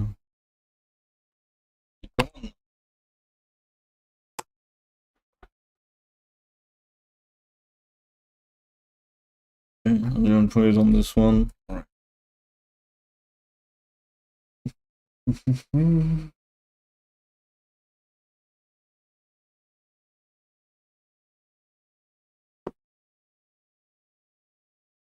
How is it possible that it has no more information than this? Like, there's literally nothing else. Like,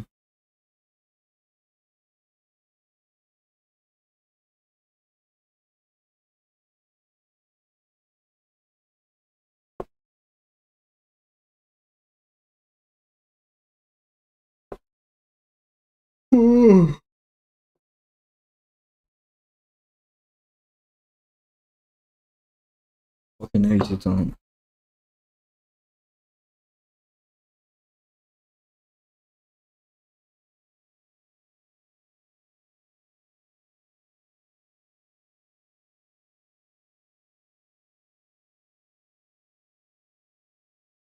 What is this?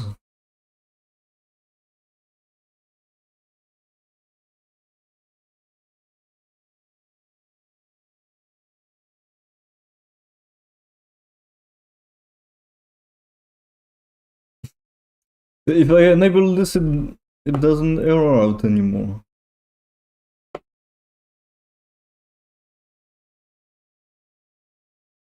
How is that possible? At this point, I've put it in all places that have a job that's post compiled.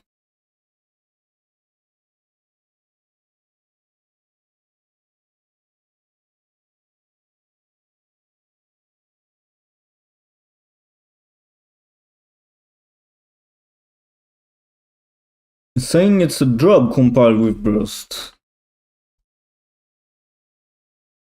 There's not a million jobs that are compiled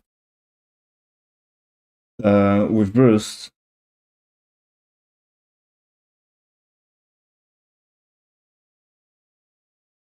Mm.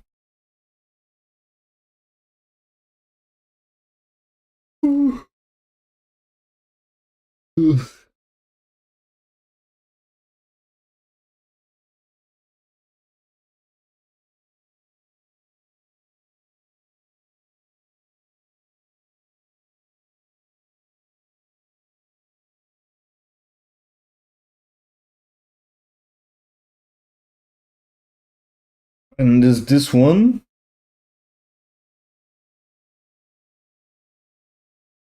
I don't see nothing strange with this. That's exactly the same code we had before.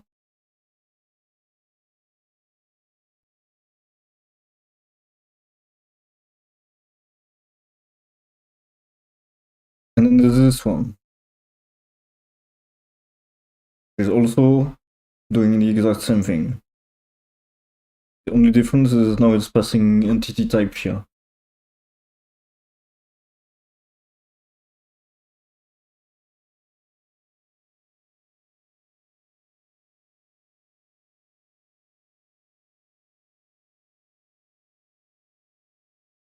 And this one. Wait, that's not even a job actually. Yeah, the modular system is not a job, it's just calling this.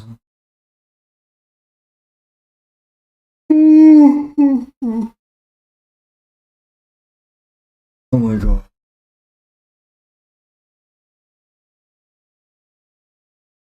Why is it working just fine if I put the debug compilation?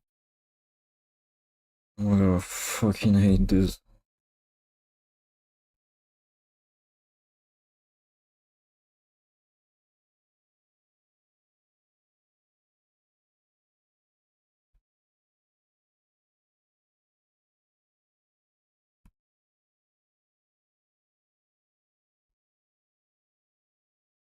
Hmm?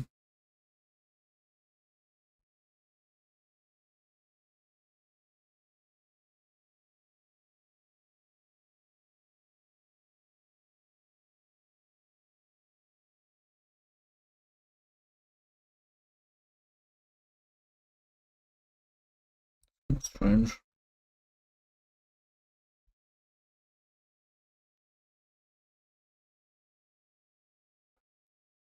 Okay, well, it's working.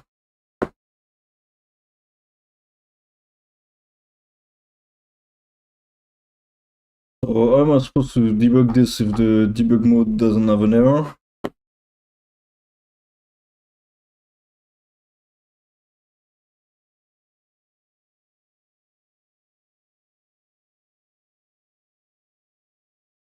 If I take this off, then it blows up.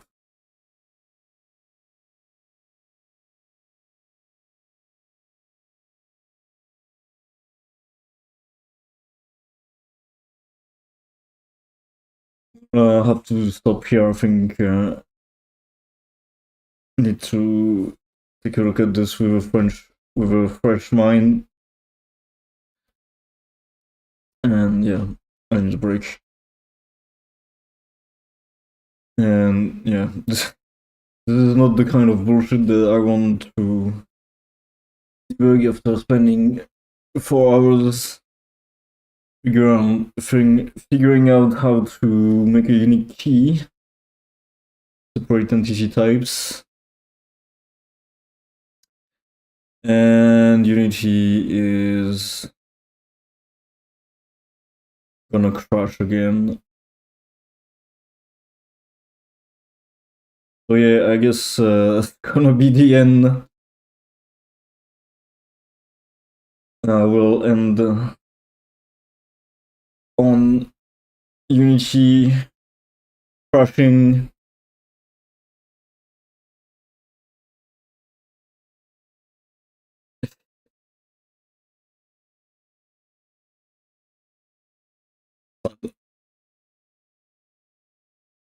No, didn't crash actually. Okay.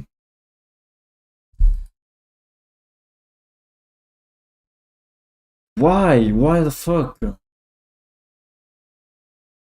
What the hell is happening?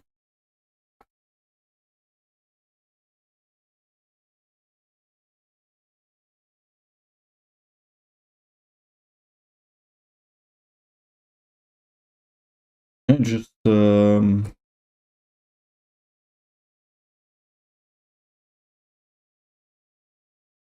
let's say I disable this system. Oh, but it is disabled actually.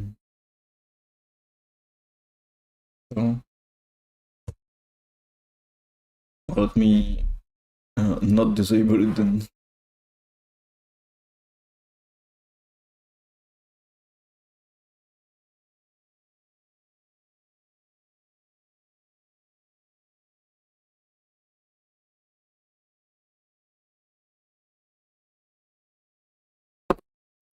Oh my god, come on.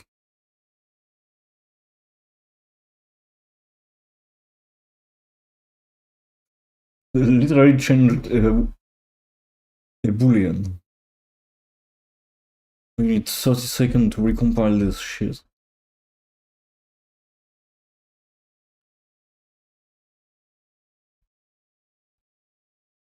So the quadrant system doesn't seem to be working anymore.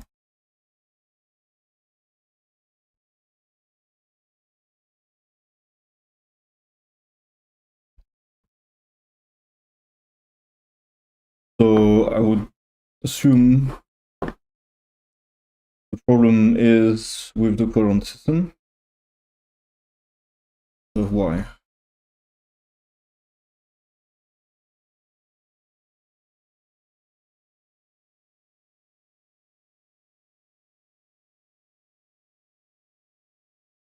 Oh, wait a minute.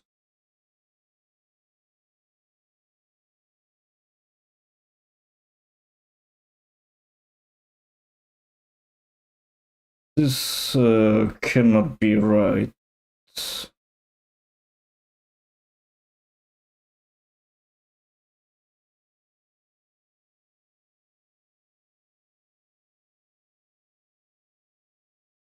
Oh, no, not. Okay.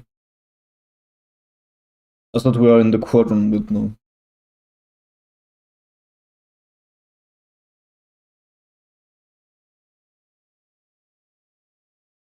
It shouldn't be just dependency here. What it depends on is whatever is queued inside the dependency, right?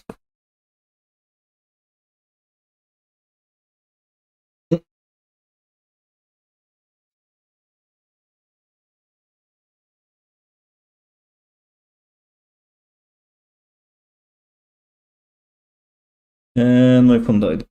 Yeah, it's gonna be really time for me to stop. And alright.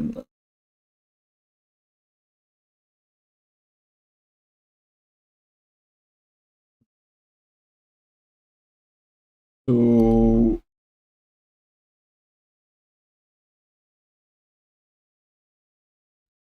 yeah, no. I really don't understand this. Like, why? What is this happening now? Like, what is the difference? I guess I'm gonna have to look closer at the diff. Try to refine well the differences and try to see if there's anything that really would fix it, and I guess also try to just change the file back for the Quadrant System and see if that solves it, and do the same for the enemy separation. Yeah, I don't really know. Maybe I should rewatch the stream also, because this error started happening at a specific point, so maybe it's related to something I did at this moment. I mean, I had to restart Unity at some point, and maybe it's something that I changed in the code triggered it to load infinitely, maybe. We'll do this in the next session. There should be another session today, although I kind of want to take a good break, so not sure.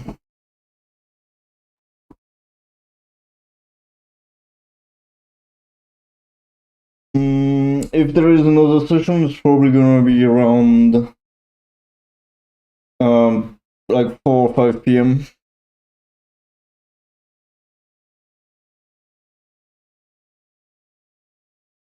Yeah, I would say something else. Alright, thanks for watching, and see you in the next session.